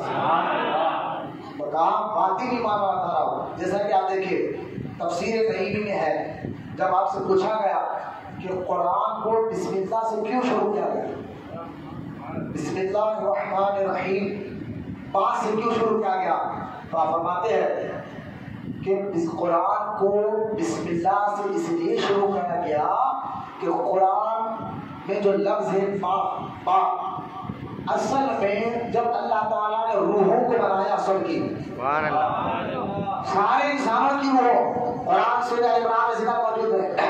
اللہ تعالیٰ نے جب روحوں کو پیدا فرمایا تو اللہ تعالیٰ نے ان سے پوچھا تھا, قالو میں تمہارا کون ہوں, تو سب کی روحوں نے کہا تھا, جواب دیا تھا بلا تو ہمارا رب ہے. روحوں نے سب سے پہلے جو لفظ نکالا بلا, بارہ لفظ نکالا. اور قرآن بھی جب اترا اور قرآن کو پڑھا تو با سے شروع کرو, بسم اللہ الرحمن الرحیم, تاکہ یہ بڑا وعدہ جو آپ تم روح کی دنیا میں رب سے کرے ہو, اللہ اس وعدے کو یاد کرانا چاہتا ہے. بندے یاد رکھ, تو نے مجھے مانا ہے, اب اسی رب کا کلام پڑھ رہا ہے, اس لیے با سے شروع کیا گیا. اسرائیلی مانا قرآن کو با سے اس لیے شروع کیا گیا. آپ فرماتے تفسیر علمی میں, ابھی بندہ نواز کی تفسیر بنیا ہوں, میں ظاہری تفسیر بتاؤں. میں نے جو بتایا حدیث پاک, قرآن کا ایک ظاہری مطلب ہوتا ہے, بات نہیں, میں اپنے ذہنوں کو سمجھنے آنے جیسی بات کر رہا ہوں, بالکل نیچے اتر کر. میں آپ کو نفس, مجاہدہ, روح, آپ کیا ہے, خود کیا ہے, خود کو پہچانو, رب کو پہچان لو گے. یہ معاملات, مجاہدات اور اس میں نہیں جا رہا ہوں, بہت آسان کر میں آپ کو سمجھانے کی کوشش کر رہا ہوں. باپ میں با سے شروع ہوا کہ وہ بلا والا یاد واقعہ ہمارے ذہن میں آ جائے. ایک دوسرا با سے اس لیے قرآن کو شروع کیا گیا کہ با کے اندر با جو ہے ملانے کے لیے استعمال ہوتا ہے. با کا لفظ ملانے کے لیے استعمال ہوتا ہے. تو جو بندہ قرآن پڑھتا ہے وہ اللہ کے قریب ہو جاتا ہے, اس لیے بسم اللہ سے قرآن شروع کیا گیا. اور تیسرا معنی کہا گیا, با کے اندر عاجزی ہے. قرآن علی سے شروع نہیں ہوا, علی کھڑا ہے, بلندی چاہتا ہے, اور رب عاجزی کو پسند کرتا ہے, اس لیے با سے قرآن کو شروع کیا گیا. محمد سے سبحان اللہ. یہ ظاہر معنی اور میں نے اپنے اپنی سمجھ کے حساب سے بتایا, لیکن بندہ نماز پوچھو, بولو نا سبحان اللہ.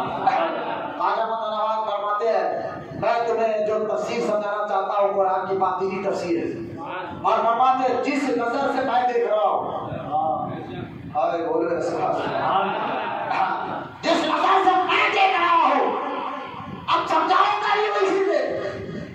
بولے حضور کیا آپ دیکھ رہے ہیں, کہا بسم اللہ کو سمجھنا ہے تو 3 لفظ کو سمجھو, با سین میم, اسی لیے تو بسم اللہ بنانا. قرآن کی گہرائی کے ایک ایک لفظ میں اتنی گہرائی ہے, پورے قرآن میں کتنی گہرائی ہو, پورے رب کے کلام میں کتنے رب کے معرفت کی اور حقیقت کی باتیں چھپے ہوئے ہوں گے. جب ایک لفظ کی تفسیر میں کئی باتیں میں آپ کو سامنے بتا رہا, صرف قرآن کے پورا قرآن بسم اللہ کی با کے بارے میں بتا رہا ہوں. با کے بارے میں بندہ نواز فرماتے ہیں کہ دیکھو با کا معنی کیا ہے, تو کہا با سے مراد باقی, کیا تھا بتانا سے با سے مراد باقی، باقی اس کو کہتے ہیں جو ہمیشہ سے ہمیشہ رہے گا، اس کو کبھی موت نہ پہلے سے ہے خود سے ہے، ہمیشہ سے ہمیشہ باقی، ہمیشہ سے باقی۔ اب بتانا کرتے ہیں با سے مراد باقی جو ہمیشہ ہے، بولو نا سبحان اللہ۔ بسم اللہ کی با سے مراد باقی، پھر آگے فرماتے سین سے مراد ثنا، ثنا کا مطلب تعریف، بلندی۔ بندہ نواز کہتے ہیں بسم اللہ میں اشارہ ہے جو باقی ہے اسی کی تعریف کرو، وہی بلندی کے لائق ہے، وہی تعریف کے لائق ہے۔ تو سین سے مراد ثنا، بلندی، دو لفظ ہے۔ بندہ نواز آگے بڑھاتے ہیں نیم، اب غور کرے نیم، بولو سبحان اللہ۔ نیم میم سے مملوکیت، مملوکیت، ساری کائنات کا جو بادشاہ آتا ہے اس کو مالک کہتے ہیں، مالک کہتے ہیں۔ تو مالک کون ہے؟ جو باقی ہے، ساری کائنات کا مالک کون ہے؟ کہاں بتانا سن رہا جو باقی ہے، باقی کون ہے؟ جس کے وہ ثنا کرتے ہیں، مملوکیت ہے کس کی؟ اسی کی ہے۔ ابھی بتانا سے بات ختم نہیں کی، سمجھے؟ میم با میم سین، باقی، ثنا، مملوکیت۔ اب بولنا سبحان اللہ۔ آگے بڑھا، اب سنو اس کے بعد اگر لفظ اللہ، یہ لفظ اللہ، اللہ کیا ہے؟ لفظ اللہ یاد رکھیں، اللہ نام ہے ذات نہیں، بولو نا سبحان اللہ۔ یہ پہچان ہے، لفظ اللہ پہچان ہے۔ بھائی آپ کون ہے؟ میرا نام عبداللہ ہے، تو یہ عبداللہ آپ کی پہچان ہے، آپ نہیں،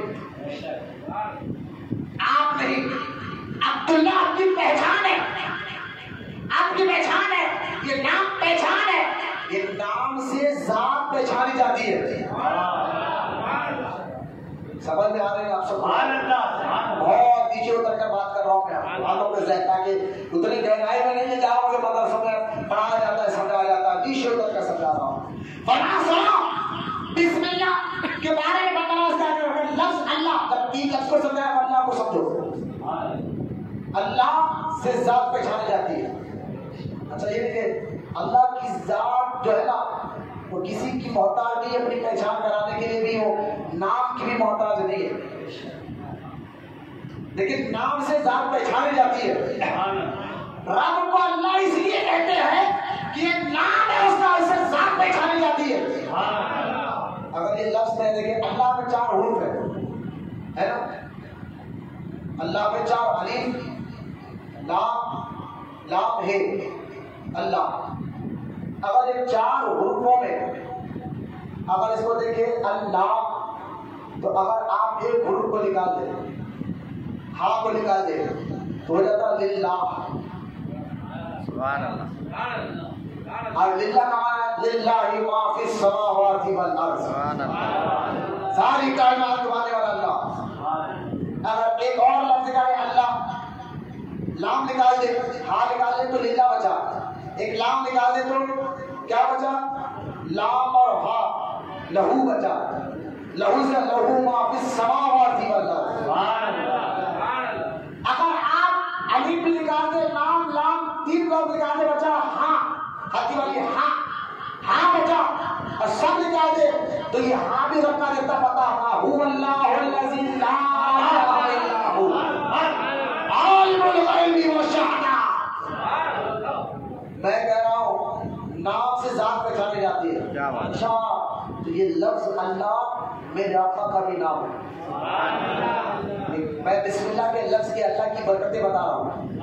اللہ آقا کا، بولے کیسا؟ میں نے کہا سنو، یہ نام جو ہے ذات نہیں، نام جو ہے نا ذات نہیں، پہچان ہے۔ لفظ اللہ سے ذات پہچانی جاتی ہے۔ تو بزرگان دین فرماتے ہیں رب کی پہچان کرانے والے محمد رسول اللہ ہے۔ آپ نے حدیث پاک نہیں سنی جس کے بارے میں رحمت اللہ نے خود فرمایا میں چھپا ہوا خزانہ تھا۔ اللہ فرماتا ہے میں چھپا ہوا خزانہ تھا، میں نے چاہا کہ میں پہچانا چاہوں، میں نے چاہا کہ میں پہچانا چاہوں تو میں نے خود کر کر نور محمد کو پیدا بنا دیا۔ محمد سبحان اللہ، یہ تو میں ظاہری معنی اللہ کے بتا رہا تھا۔ بناواز کیا کہتے ہیں؟ با سین دین بتا کے کہتے ہیں یہ دین کیا ہے؟ اسی ذات کی صفت ہے جس کا نام اللہ ہے۔ بولنا سبحان اللہ۔ بناواز کہہ رہے ہیں با سین دین، با سے باقی، سین سے ساری، یہ سب ملکیت کون؟ جس کا نام آگے اللہ۔ سبحان اللہ، سبحان اللہ۔ اللہ باقی بھی ہے، مملکت اسی کی ہے، بادشاہ اسی کی ہے، تعریف بھی اسی کی ہے۔ پھر آگے بڑھایا بسم اللہ الرحمن الرحیم، آگے بات نواز فرماتے ہیں اب یہ دو چیز کو سنو، رحمان اور رحیم۔ کیا بات، اب یہ سمجھ گئے باقی رہنے والا سلام بلندی مملکیت کون؟ اللہ۔ اب اس سے ملاتے کون؟ بڑکا رحیم ملائے گا یا رحمان ملائے گا۔ بندہ نواز فرماتے ہیں جو باقی رہنے والا جس کی تعریف ہمیشہ کی جائے گی، جو ساری کائنات کا بادشاہ ہے اور جس کا نام اللہ ہے، اب اس سے ملائے گا کون؟ بندہ نواز فرماتے ہیں اس سے رحمان اور رحیم ملائے گا۔ بولا محمد سبحان اللہ۔ لوگ حیران ہو گئے، کہا حضور یہ رحمان اور رحیم کون ہے؟ یہ اللہ کے نام ہے، اس کی صفات ہے۔ ہاں کیا بات ہے، سبحان اللہ۔ بولنا سبحان اللہ۔ بنا پڑھے آپ تفسیر خواجہ بندہ نواز کی، خود بندہ نواز فرماتے نا یہ رحمان رحیم یہ رب کا نام ہے، اس کی صفت کا نام ہے، رب کی صفت ہے، لیکن اصل میں رحمان اور رحیم ہے محمد رسول اللہ۔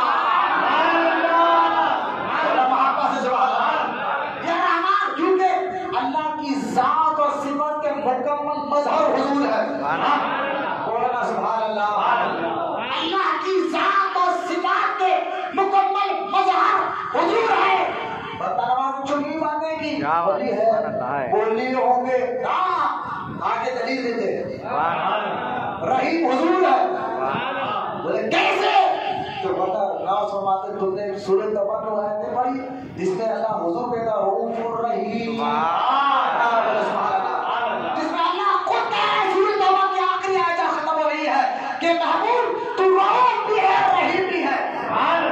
بولے آپ محبت سے سبحان اللہ۔ اب بندہ نواز فرماتے ہیں اب جس کو ملنا ہے رب سے، جو باقی رہنے والا، جو ثنا والا، جو مملوکیت والا، جس کا نام رب ہے، اگر اس سے ملنا ہے تو رحیم کے نام کو تھامنا ہی پڑے گا۔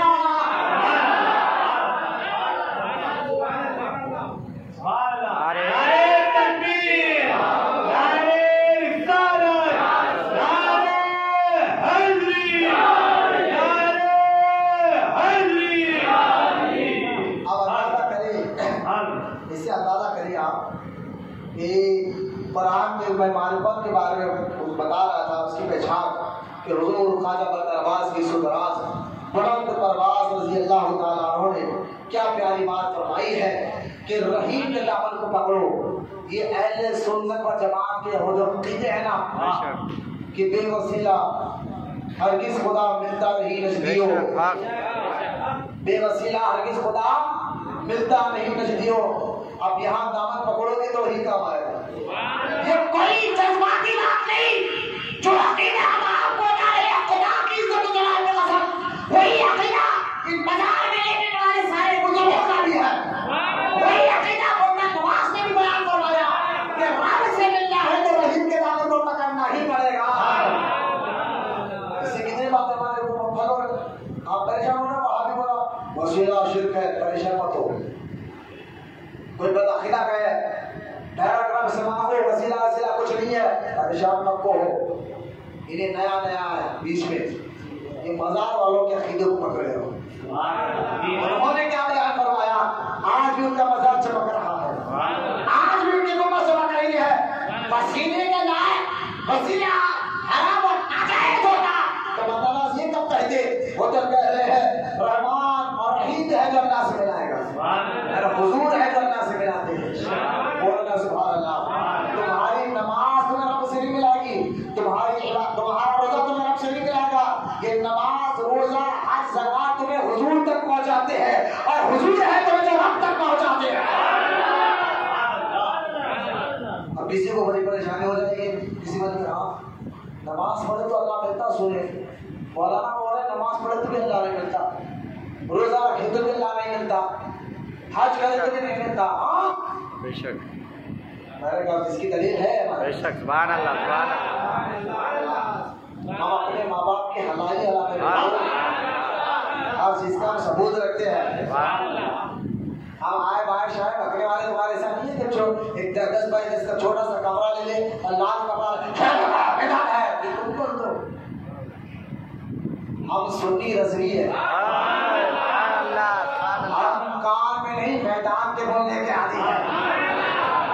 یار لوگ کا کوئی ہمیں کیا مطلب ہے, کیونکہ خبر میں نہ رشتےدار ساتھ آتے ہیں نہ پیسہ ساتھ آتا ہے.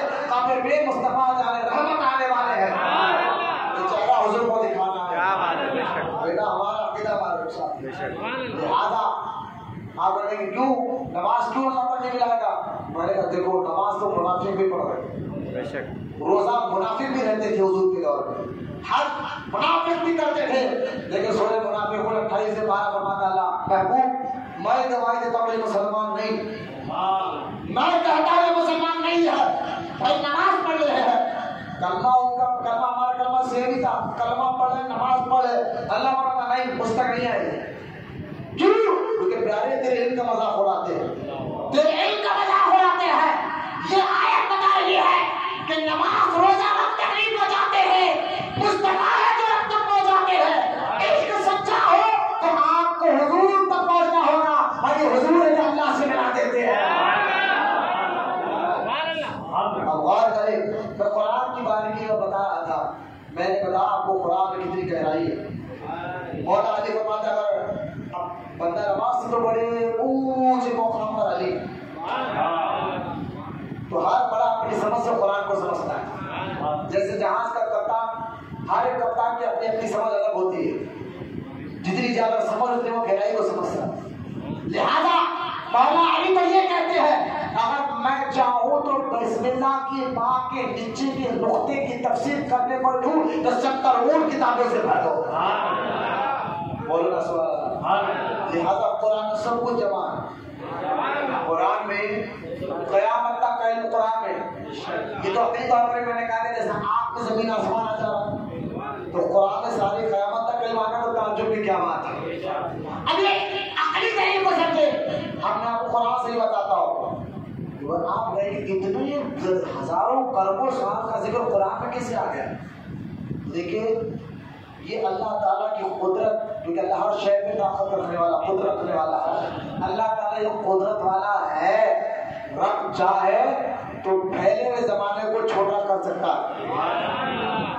پہلے ہوئے زمانے کو رب چھوٹا کر سکتا ہے. آپ نہیں سمجھے, آپ دیکھو قرآن پاک میں آئے تھے, میں دلائی دے رہا ہوں ثبوت کہ رب پہلے کے زمانے کو کم کر سکتا ہے. کیسے؟ میں پہلا حوالہ دے رہا ہوں, قرآن میں آئے تھے. اللہ فرماتا ہے کہ قیامت کا دن 50,000 سال کے برابر کا ہوگا.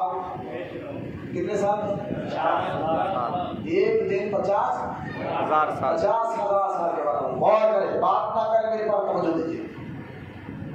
50,000 سال کے برابر کا قیامت کا دن ہوگا. لیکن حدیث پڑھ کر دیکھیے, نیک بندے کو صرف فرض نماز پڑھنے سبحان اللہ, سبحان اللہ, سبحان اللہ, سبحان اللہ. بولے یار سبحان اللہ. وہ تو گناہگاروں کے لیے ایک دن ہے ہوگا تو قرآن کی آیت آنے غلط نہیں ہو سکتا. قرآن کہتا ہے 50,000 سال کا ایک دن ہوگا. حضور فرما رہے ہیں لیکن نیکوں کے لیے صرف فرض نماز پڑھتے نا جتنا ٹائم لگتا اتنا ٹائم لگے گا.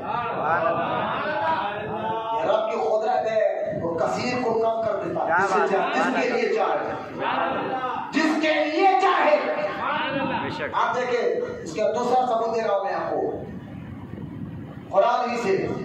مجھے بتایا حدیث پاک میں آتا ہے زمین سے پہلے آسمان کا سفر 500 سال کا، اور ایک حدیث میں 1000 سال کا، چل 500 سال پکڑ لے۔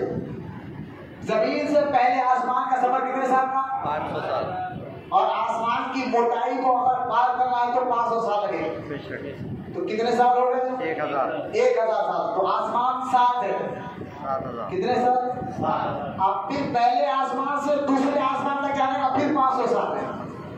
یہ حدیث سے بتا رہا ہوں میں آپ کو، بول کرے سبحان اللہ، کہ یہ ہمارے تو مانتے نہیں، اللہ بنایا سو کائنات ہے، ایسے کیسے تو رب ہی بچائے۔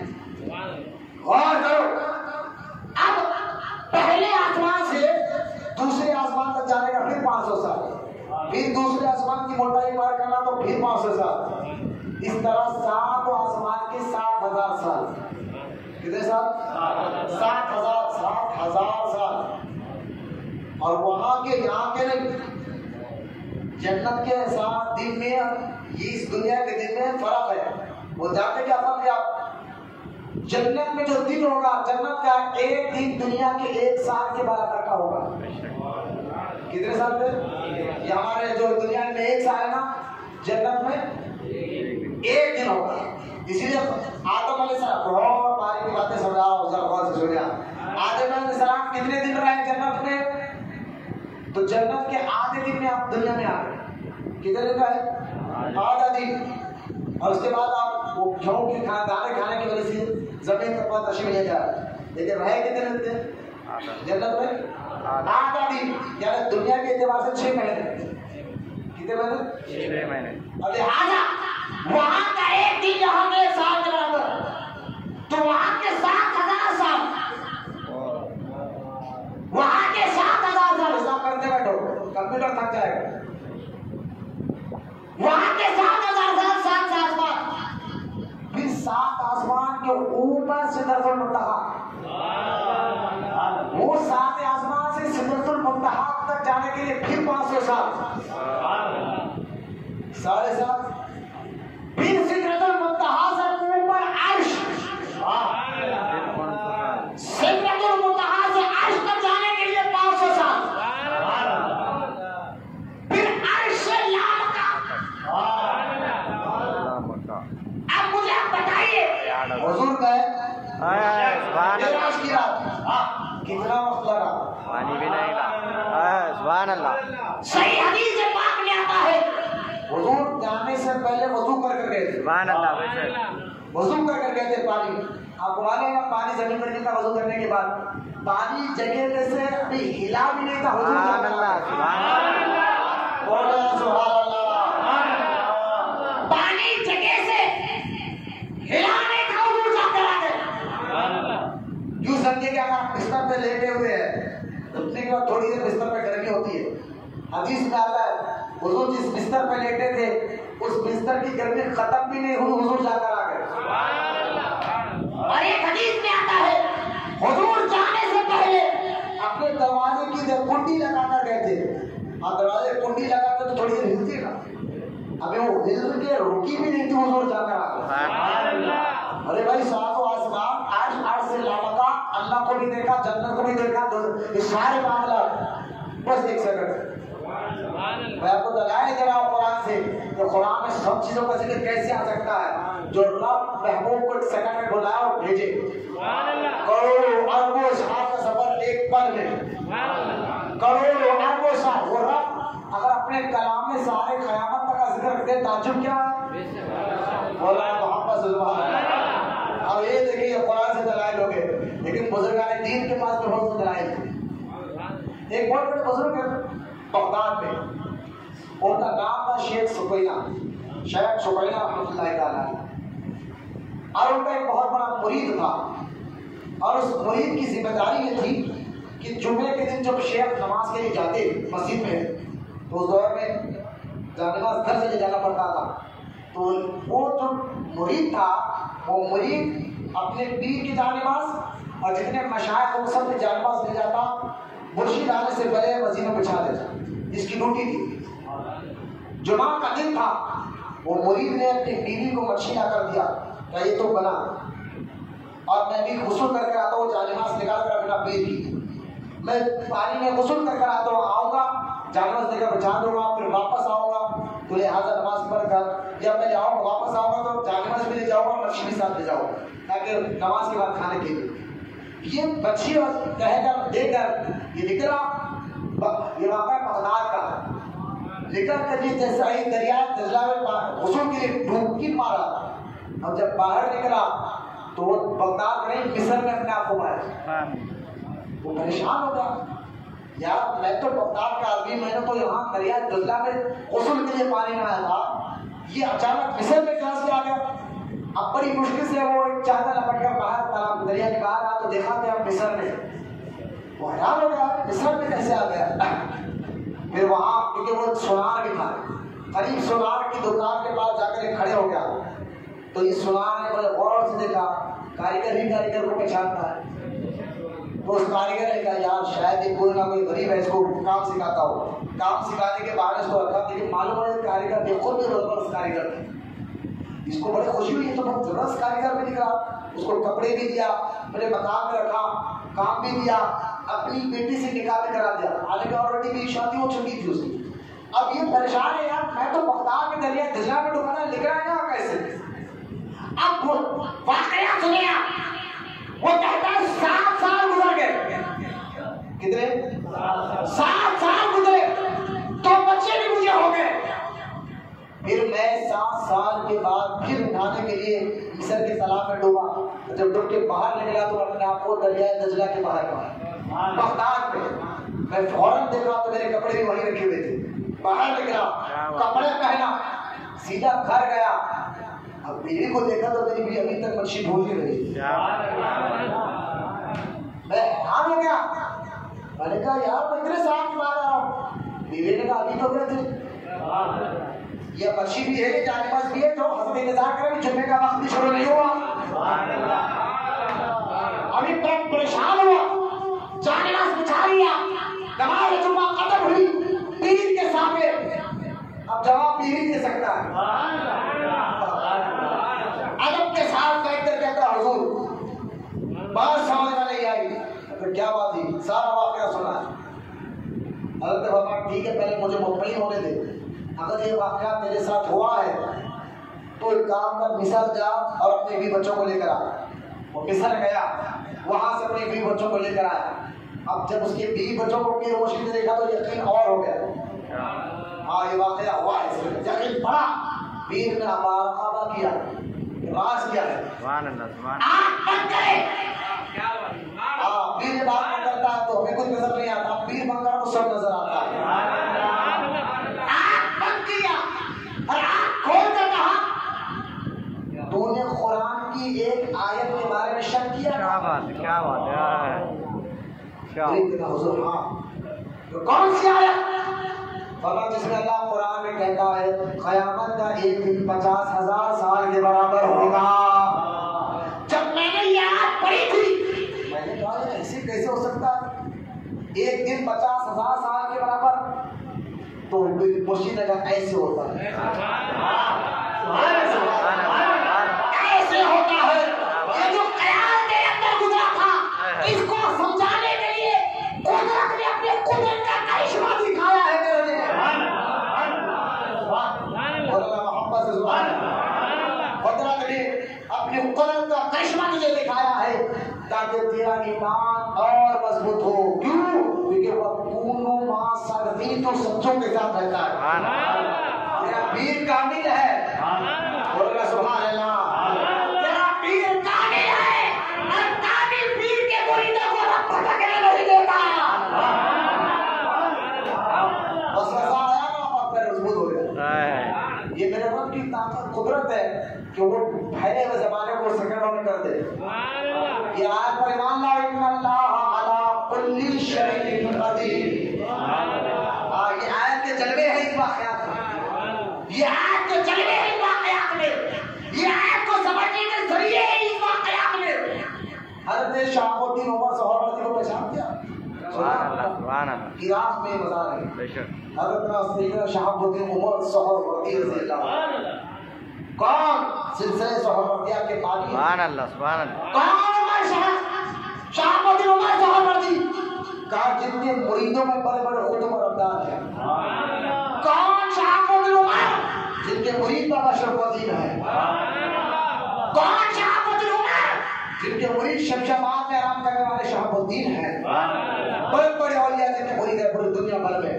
وہ شہاب الدین عمر کہتے ہیں اپنے بیٹے کو، ان کا ایک بیٹا تھا عماد الدین. شہاب الدین عمر نے کہا بیٹے امام عماد الدین، میں نے امام نووی کو پڑھا ہے اور امام نووی فرماتے ہیں کہ ایسے بھی اللہ کے ایک بندے گزرے ہیں جو دن میں 4 مرتبہ قرآن پڑھتے تھے اور رات میں 4 مرتبہ قرآن پڑھتے تھے. پورا قرآن. اور ایسا بھی نہیں تو تراویح میں امام سے پڑھتے یا اللہ تعالیٰ کو کسی کو سمجھ میں نہ آئے. ایسا نہیں، بالکل ٹہر کے.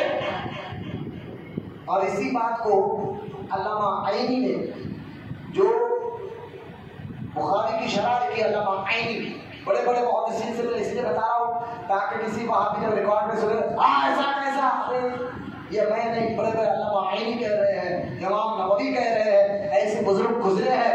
علامہ عینی فرماتے ہیں کہ بخاری کی کہ سنو، میں نے تو ایسے بھی لوگوں کو دیکھا ہے کہ کعبے کا جب طواف کرتے کتنے چکر؟ 7 چکر کرتے رہا، تو 7 چکر میں 7 قرآن انہوں نے ختم کیا. بولنا سبحان اللہ. علامہ عینی کہتے ہیں ایسے بھی بزرگ گزرے ہیں کہ 7 چکر میں 1 چکر میں 1 قرآن، 7 چکر میں 7 قرآن. لیکن شہاب الدین عمر سہروردی اپنے بیٹے کو کہتے بیٹا شیخ موسیٰ جو بزرگ ہے ابو مدیہ مصری کے.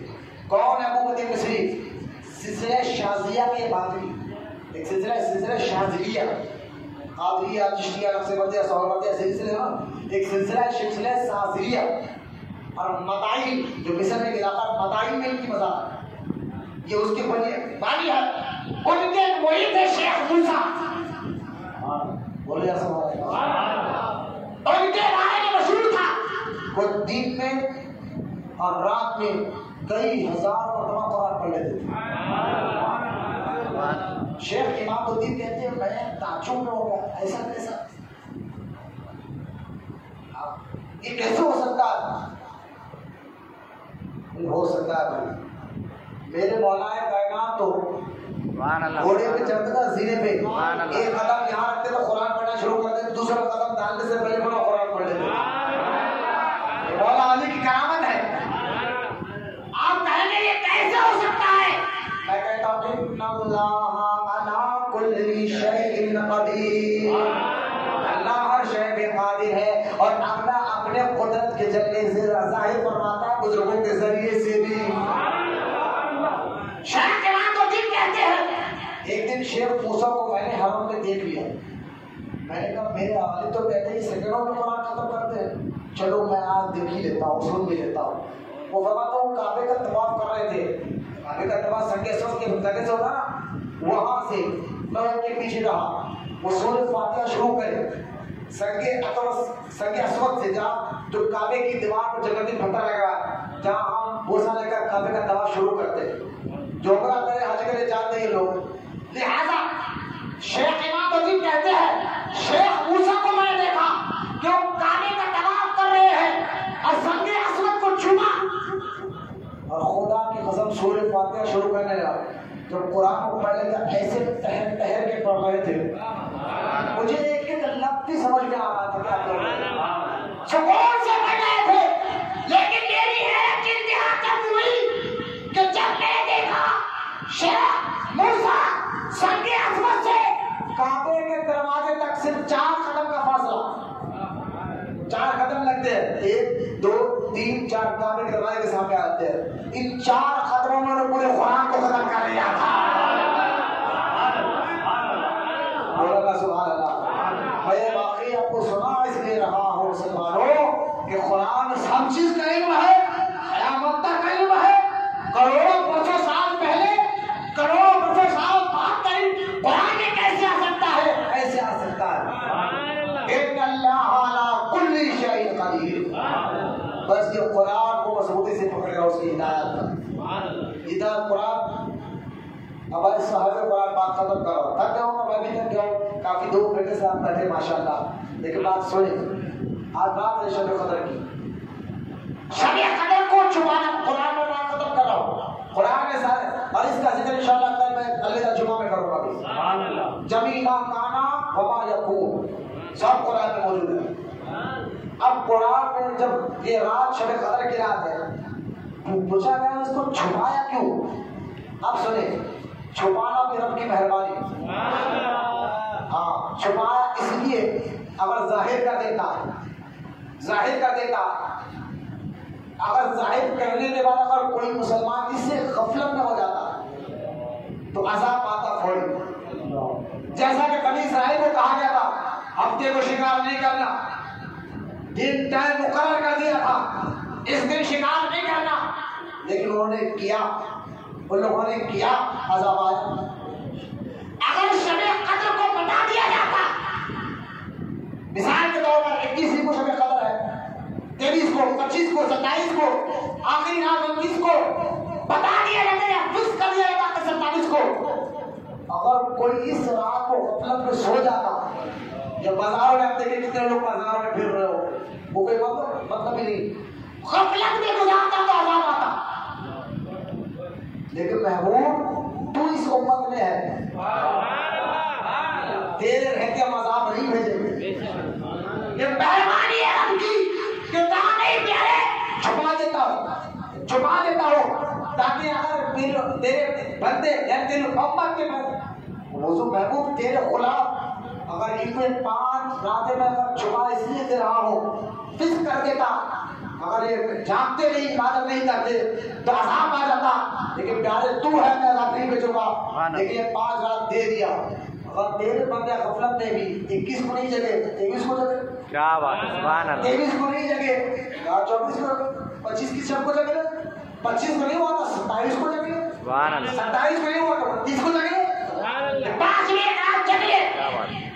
اگر خدا نہ خواستہ آپ کو ایک رات میں آپ حساب میں شب قدر 21 کو تھی اور آپ 27 کو جگہ 21 کو جگہ نہیں، چلو ہم 27 کو دیکھیں گے، بعد میں دیکھیں گے، تو اس میں آپ کی غلطی نہیں، کیونکہ فکس نہیں کیا گیا تھا، چھپایا گیا تھا، فکس نہیں کیا گیا تھا، چھپایا گیا تھا، پیارے چھپایا اس لیے جا رہا ہے، تیری امت میں عذاب بھیجنا نہیں ہے، غفلت، اگر تیرے امتی غفلت میں بھی آ جائے اور شب قدر 21 کو چلے گئی اور یہ 27 کو جاگے تو میں اپنے فضل سے 27 کو ثواب عطا فرماتا ہوں،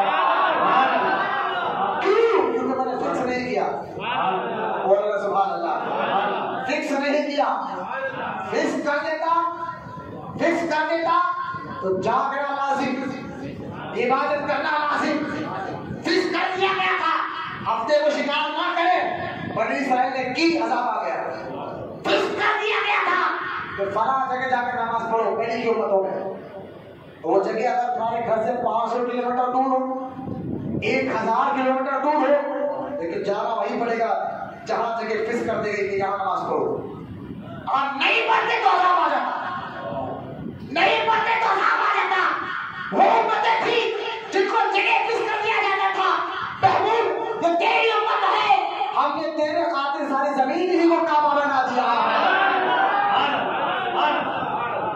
یہ میرے آقا کے صدقہ ہے، رب کی مہربانی کے شب قدر کو چھپایا گیا، بولنا سبحان اللہ۔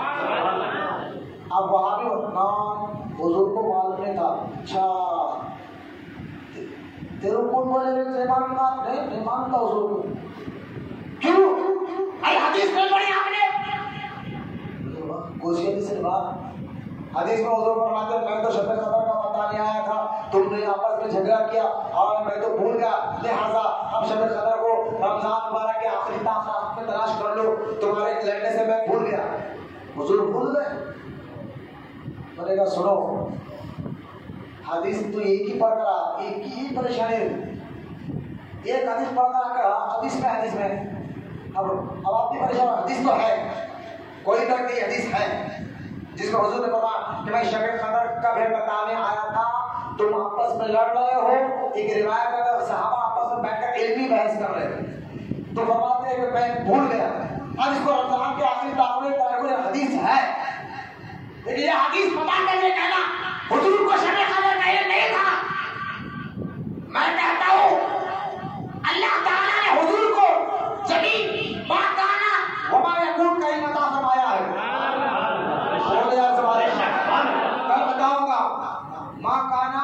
وہاں یقول کہیں اللہ نے حضور کو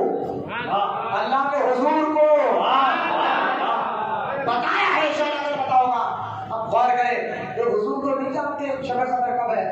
حضور کو میں بھول گیا، ہمیں یہ حدیث پڑھ کر آیا، وہی تو وہی بات ہے مولانا حشمت علی خان رحمۃ اللہ جب اجمیر بہت بڑا بزرگ ہے، پی بی شریف کا مزار ہے، مولانا حشمت علی خان رحمۃ اللہ تعالیٰ، وہ ایسے زبردست مناظر بھی تھے۔ یہ بزرگوں کا احسان ہے ہم پر جو ہندوستان میں سنیت باقی ہے۔ اب جاتی یو پی کے علاقے میں سوامی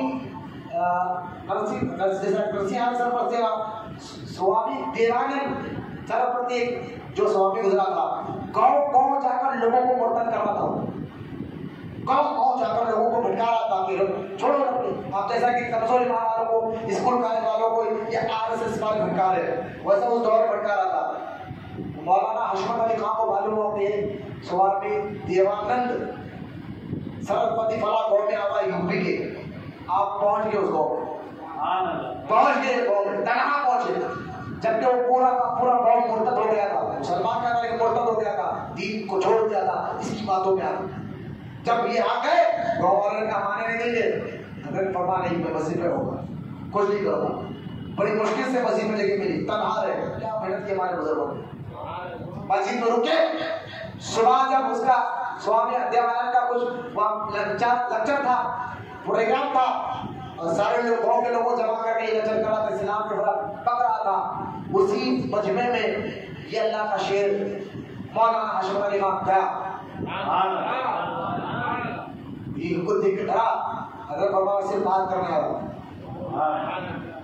یہ تو آپ کی پوجا کا ان کو جو سبق دینا ہے نا، یہ آپ بھی بغیر رب کے حکم سے نہیں جلاتی، ارے سبوت علی سے مجمع میں ہوگا، سارا قوم دیکھ رہا تھا، مولانا حشمت علی خان نے سر کا نعرہ نکالا اور کہا یہ مجھے کیا لگے امام کو نہیں جلائے گی، آگ میں ڈالا، لوگوں نے دیکھا مولانا حشمت علی خان کی امام کو آگ میں جلایا نہیں،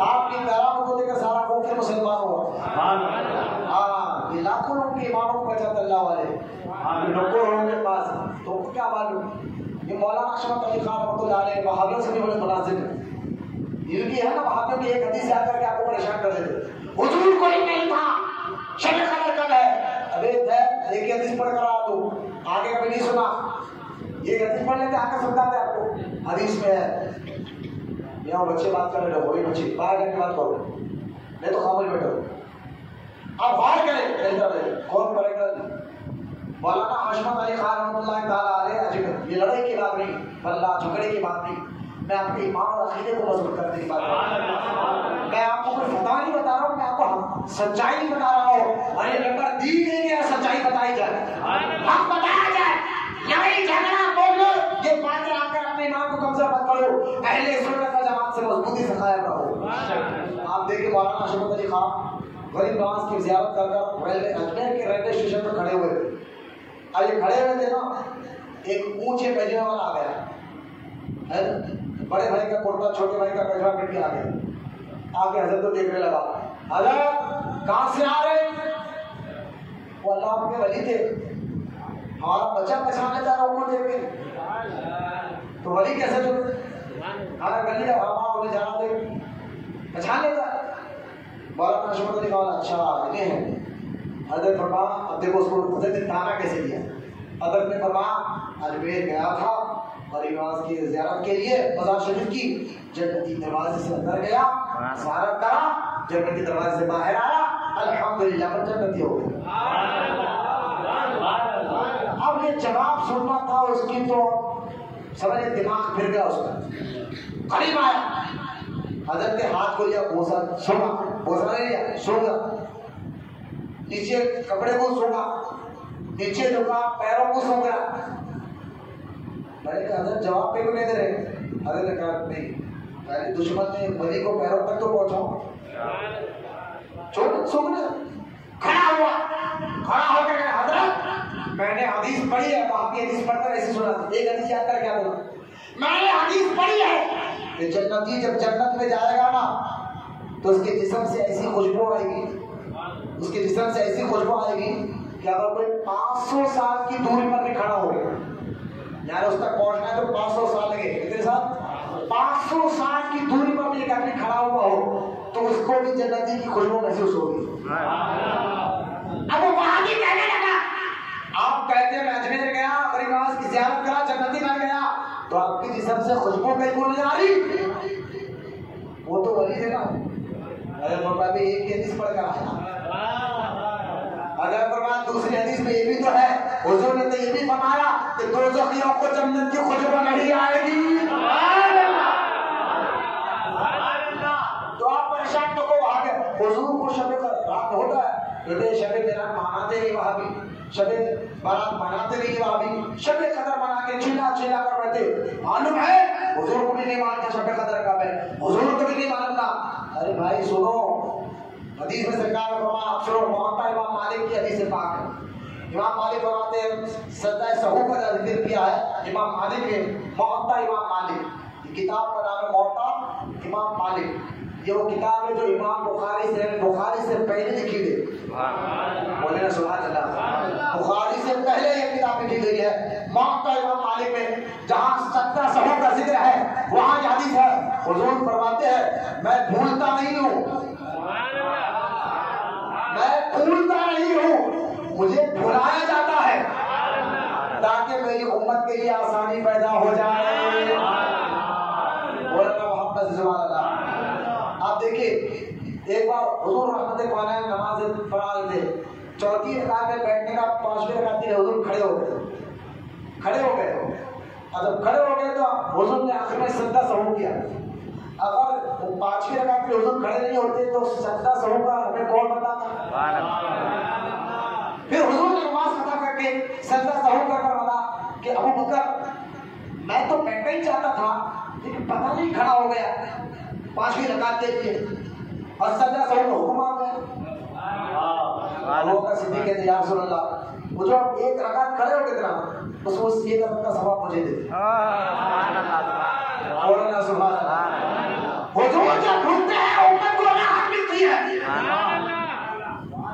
حضور بھولتے ہیں جب حضور کو کہتے ہیں بھولتا میں نہیں ہوں، مجھے بھلایا جاتا ہے رب کی طرف سے۔ ایک بات آپ دیکھیے، دوسری بات کہ جب کوئی چیز بھول جاتی ہے، آپ دیکھیں ایک مرتبہ جنگ سے واپس حضور آ رہے تھے، ایک جگہ پڑاؤ کیا، حضور نے فرمایا بلال صبح فجر میں اذان دینا، یہ کہہ کر حضور کے سب سب تھکان بہت تھی، بہت بڑی جنگ سے واپس آئے، فجر چلے گئے، سورج نکلا، سب سے پہلے حضرت فاروق اعظم کی آپ کو تو سورج سر پر آ گیا، اللہ ہو گیا ابو بکر سے اور ابو بکر اور عمر نے حضور کو جگایا، حضور نے کہا کہ بلال کو جگاؤ اور بلال کو جگایا گیا، حضور نے فرمایا اب یہاں نماز میں قضا نہیں کریں گے، آگے جا کر قضا کریے، یہ بھولے تو قضا کا حکم آیا، بولنا سبحان اللہ، یہ بھولے نا تو قضا کا طریقہ بتایا گیا، آگے جا کے نماز پڑھی۔ پھر حضور نے فرمایا تھا اے عمر بلال سویا نہیں بلکہ وہ سو رہا تھا تو شیطان اس کی مٹھیوں کو دبا دبا کے سلایا بلال کو، یہ حضرت عمر سے حضور کہہ رہے تھے، بلال آئے آ کر کہے یا رسول اللہ ایسا دکھ رہا تھا کہ شیطان میرا ہاتھ دبا رہا، بولنا سبحان اللہ۔ حضور کا بھولنا، حضور کا کوئی کام چھوڑنا یہ امت کے لیے رحمت ہوتی ہے، بھولتے نہیں تو سزا سو کا معاملہ کہا، چھوڑتے نہیں تو نماز قضا کرنے کا طریقہ کون بتاتا؟ حضور سے کیسے حضور جو ہے نا فرض یا واجب والی چیز کبھی نہیں بولتے، جو احکام ہے کبھی نہیں بولتے، لیکن کچھ بات اسی لیے رب بلاتا ہے تاکہ امت کے لیے راحت ہو جائے، بولنا سبحان اللہ۔ اگر حضور فکس کر دیتے کہ 27 ہی کو شب قدر ہے اور کوئی نہ مناتا عبادت نہیں کرتا تو حال کیا ہوتا، حال کیا ہوتا؟ لہٰذا حضور سے کیا چھپے، حضور کے بارے میں صحیح مسلم حدیث پاک کتاب الصوم جہاں امام مسلم نے سورج گران کی نماز کا ذکر کیا، دیکھیے آپ بیٹھ کر تھکے ہوئے بول کر نہیں تھکا ہو، الحمدللہ، اور ایک گھنٹہ میں بول سکتا کہ میں نہیں ہوا، میں آپ کو ایک حدیث سنا کر بات کرنا کر رہا کہ حضور جانتے تھے، سنا حدیث پاک ہے سرکار سورج گران کی نماز پڑھا رہے सूरज को जब गिरान लग जाता है ना, लोग तरह तरह की बातें करते हैं, इसलिए होता इसलिए होता। हुजूर ने फरमाया नहीं, ये खुदा की निशानियों में से एक निशानी है। सूरज को जो लोग खुदा से कहते ना, तो सूरज के सामने अल्लाह गिरान लगा के कहता है, जिसको तो खुदा मानते हो वो खुद छुप जाता है, उसको छुपाने वाला रब है, इसीलिए गिरान लगता है। उसको ये नहीं करना वो नहीं करना से बात नहीं। सूरज को अगर गिरान लग जाए तो हुजूर ने फरमाया दो रकात नमाज पढ़ो। हुजूर नमाज पढ़ रहे थे, सूरज गिरने लगा, नमाज पढ़ रहे थे, और नमाज पढ़ते पढ़ते समझाने के लिए हुजूर हाथ बांधे हुए और हाथ खाने के लिए सिर्फ समझा रहा हो। सरकार हाथ बांधते बांधते उठे, खड़े रहे कयाम में, हाथ को यूं आगे किया, फिर पीछे किया, फिर आगे किया, फिर पीछे किया। नमाज मतलब ये साहब को तो हुजूर आप नमाज में हाथ को आगे कर रहे थे, पीछे कर रहे थे क्या? हुजूर ने फरमाया मेरे सामने जन्नत पेश की गई। जन्नत सातों आसमान के ऊपर कई आगे रखी हुई है। हुजूर फरमाते मेरे सामने जन्नत पेश की गई और मैं चाहता हूँ कि जन्नत में से अंगूर का गुच्छा तोड़ कर तुम्हें दूं, इसलिए से मैं तोड़ने गया, लेकिन बात का नहीं, अगर मैं निकाल कर दे देता तुम्हें तो कयामत तक तुम उसमें से अंगूर खाते रहे, कब नहीं होगा। लेकिन मैंने कहा कि नहीं, बात मैं पीछे आ गया। ये हदीस से सुना रहा हूँ, जिस नबी के सामने जन्नत ना छुपी, उस नबी के सामने शब कदर कैसे छुपेगी? शब कदर को छुपाना हमारी रहमत था, मेहरबानी थी। शब कदर को अल्लाह के फरिश्ते आते हैं और शब कदर दीस दी गई है। जब फरिश्तों ने अल्लाह से कहा था कि बंदों को क्यों मनाता है, ये फसाद करेंगे, तो अल्लाह शब कदर को फरिश्तों को जमीन पर भेजता है, भेज के कहता जाओ देखो मेरे बंदे क्या कर रहे हैं। और फरिश्ते देखते कोई मस्जिद में बैठा है, कोई जिक्र कर रहा है, कोई खुराक पढ़ रहा है, तो फरिश्ते उसको देखते हैं और उससे मुसाफा करते हैं। साहबा ने कहा हुजूर जब फरिश्ते हमें देखकर मुसाफा करते तो हमें कैसे मालूम, हमें कैसे पता चले कि फरिश्ते हमसे मुसाफा करे? हुजूर ने फरमाया जब फरिश्ता तुमसे मुसाफा करेगा ना, अचानक तुम्हारा दिल नरम होकर आंखों से आंसू जाने लगे। समझ जाओ फरिश्ते ने तुमसे मुलाकात की, और जिससे फरिश्ता मुलाकात करता है अल्लाह उसकी बख्शिश बना देता है। ये ऐसी मुबारक रात है, इस मुबारक रात को 3 मरतबा, और ये बात खत्म कर रहा हूँ, कलमा तैयबा ला इलाहा इल्लल्लाह मुहम्मद रसूलुल्लाह पढ़। कितने मरतबा? किस वक्त कितने मरतबा? पहले पढ़े, इसके बाद इसका समा बताता हूँ। हम तो निकल में नाकारा है, क्या बात की शब कदर 5 रात में कौन सी है, लेकिन उम्मीद करते हैं अल्लाह से कि आज ही हमारे लिए बना। आमीन आमीन। उसके लिए कोई बड़ी बात नहीं है, रब के लिए, अल्लाह के लिए कोई बड़ी बात नहीं है। हम जैसे कोई गुनाहगार पता नहीं, जो इत्तिकाफ में बैठे बेचारे वो तो पालेंगे, लेकिन जो मजबूरी के तहत नहीं बैठे, जो काम के तहत बैठे वो क्या करे? लिहाजा हम कहते हैं गुनाहगार नाकारा बेकार निकलने सही, लेकिन तेरे महबूब के उपति है हमारे लिए, तो शब कदर आज की रात बना दे, इसलिए तेरे हाथ हमेशा कदम मिल जाए। 3 मरतबा कलमा तैयबा मेरे साथ लेकर पढ़े, ला इलाहा इल्लल्लाहु मुहम्मदुर रसूलुल्लाह, ला इलाहा इल्लल्लाहु मुहम्मदुर रसूलुल्लाह, ला इलाहा इल्लल्लाहु मुहम्मदुर रसूलुल्लाह। अब इसकी फजीलत सुनिए। रहमत कायनात सल्लल्लाहु तआला अलैहि वसल्लम फरमाया जिसने शब कदर में 3 मरतबा पूरा कलमा तैयबा ला इलाहा इल्लल्लाह मुहम्मद रसूलुल्लाह पढ़ा, तो पहली मरतबा पढ़ने से अल्लाह उसकी मग़फ़िरत फरमा देता है, दूसरी मरतबा पढ़ने से अल्लाह उसको जहन्नम से आज़ाद कर देता है, तीसरी मरतबा पढ़ने से अल्लाह उसको जन्नत में दाखिल फरमा देता है। क्या फरमाया मेरी उम्मत से मेहनत कम ले गई, सवाब ज्यादा है। बोलो मोहब्बत से सुभान अल्लाह। मेरी उम्मत से असर से मगरिब तक मेहनत ली गई, अजर 2 दिया। पिछली उम्मतों को ज़ोहर से असर तक मेहनत ली गई, अजर 1 दिया गया। मेरी उम्मत को सदका हुजूर का शब कदर मिली, सदका हुजूर का रमजान मिला, सदका हुजूर का सारी नेमतें मिली है। और करे ये नेमत पर सिर्फ 3 मरतबा आप पढ़ लेंगे तो इंशाअल्लाह आपको जो है अल्लाह पाक जो है ये सवाब देगा। लेकिन सूरत कदर की आखिरी फजीलत बताकर मैं आपको बात खत्म करता हूँ कि लैलतुल कदर आसमान की तरफ आप एक हदीस रिवायत में जो शब कदर यानी सूरत कदर को पढ़ेगा ليلۃ القدر میں آسمان کی طرف کھل جاتا ہے. جو بندہ شب قدر میں نماز پڑھتا ہے تو اللہ تعالیٰ اس کو ایک ایک تکبیر، یعنی آپ نفل نماز شب قدر کی رات کو پڑھتا ہے، یعنی اللہ ایک ایک تکبیر کے بدلے میں جنت میں ایک ایک سایہ دار درخت عطا فرمائے گا. آپ 2 رکعت نفل پڑھ لیں، ہر تکبیر کے بدلے رکعت کے نہیں، اللہ اکبر کا تو تکبیر، تو جنت میں ایک سایہ دار درخت دی. اچھا وہ درخت کتنا بڑا ہوگا؟ وہ درخت کو اگر ایک بندہ 100 سال چلتا ہے تو درخت تک کوٹھی تک نہیں پہنچے گا، یعنی وہاں تک آپ کو جنت کا مالک بنا دیا جائے. بولو جائے سبحان اللہ. اب جنت کتنی بڑی ہے. ارے بھائی یہ آسمان کی زمین جو دیکھ رہے نا، جنت کے کون کتنے حصے میں آ جاتا ہے. سبحان اللہ سبحان اللہ. جنت کے کون حصے میں اتنا بڑا آسمان زمین آ جاتا ہے. ایسا کیسا؟ ان اللہ علی کل شیء قدیر. اور محبت سے سبحان اللہ، ہر شے پہ قادر ہے، اس کی قدرت پر یقین رکھو. یہ ہے حدیث پاک میں آتا ہے. تو لہذا ایک ایک تکبیر پہ اللہ تعالیٰ جنت میں ایک سایہ دار درخت عطا فرمائے گا کہ ہر چلنے والا 100 سال تک اس کے سایہ میں چلے تو اس کا درخت کا سایہ ختم نہ ہوگا. اور ہر رکعت کے بدلے جنت میں ایک مکان ہوگا جو موتیوں اور یاقوت اور زمرد کا بنا ہوا ہوگا. اور سلام پھرنے کے بدلے جنت میں 4 دیواروں سے 4 چادریں عطا فرمائے گا اللہ تعالیٰ. جس نے شب قدر میں قیام کیا ثواب کی نیت سے، اس کے اگلے گناہ اللہ معاف فرما دیتا. چند باتیں میں نے بتایا. شب قدر قرآن، اور قرآن میں سارے علم ہے. قرآن کیسا کلام ہے، اس کی گہرائی کیا. چند نمونے میں نے تفسیر خاتمہ نواز سے بتایا، تفسیر نحیلی سے بتایا، اور قرآن کی آیتوں سے میں نے آپ کو بتایا کہ اللہ کر سکتا ہے. لہٰذا آج کی رات بڑی مبارک رات ہے. انشاءاللہ کل جمعہ ہے، الوداع جمعہ. میرا ٹاپک کل رہے گا انشاءاللہ اللہ زندگی رکھا، قرآن اور علم مصطفیٰ. انشاءاللہ اس ٹاپک پر ہم کل جمعہ میں انشاءاللہ الوداع جمعہ میں خطاب کریں گے.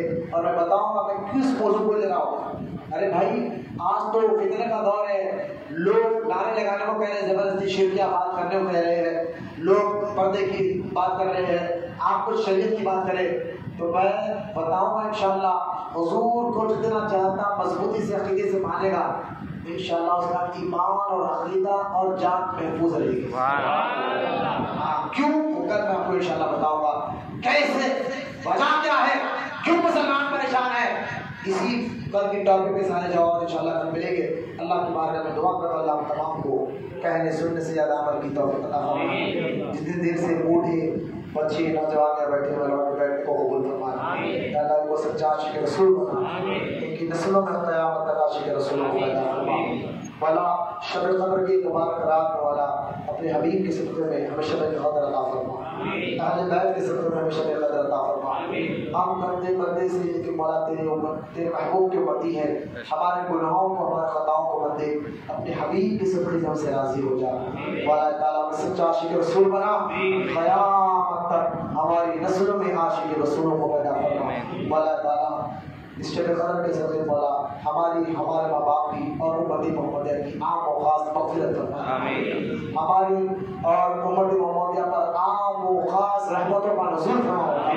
والا جو کاروبار کے پریشان ہوئے کاروبار میں ترقی عطا فرما. والا ہم نے جو روزے رکھے قبول فرما، جو تراویح پڑھی ہے قبول فرما، جو اعتکاف میں بیٹھے ہوئے دفعوں کو قبول فرما، جو کسی وجہ سے بیٹھ نہیں سکے مولا ان کے اس اجر کو اس وجہ کو بھی قبول فرما، اور ان کی اس خطا کو بھی معاف فرما، ان کو بھی نیکی عطا فرما، ان کو بھی گناہوں سے نفرت عطا فرما. مولا ہمیں بھی نیکی اخلاص کے ساتھ کرنے والا بنا، دین سے محبت بنا، شریعت پر استقامت عطا فرما، بزرگوں سے محبت عطا فرما، بزرگوں کی تعلیمات پر عمل کرنے والا بنا. اے اللہ ہمیں تیرے محبوب بڑوں کی صحبت عطا فرما. مولا ہم سب کی دعاؤں کو رحمت مولا صلی اللہ علیہ وسلم کے صدقے اور اہل بیت کے صدقے میں، صحابہ کرام کے صدقے میں، اولیاء کاملین کے صدقے مولا ہم سب کی دعاؤں کو، دلی تمناؤں کو، جائز تمناؤں کو پورا کر دے. وما علینا الا البلاغ والحمد للہ رب العالمین.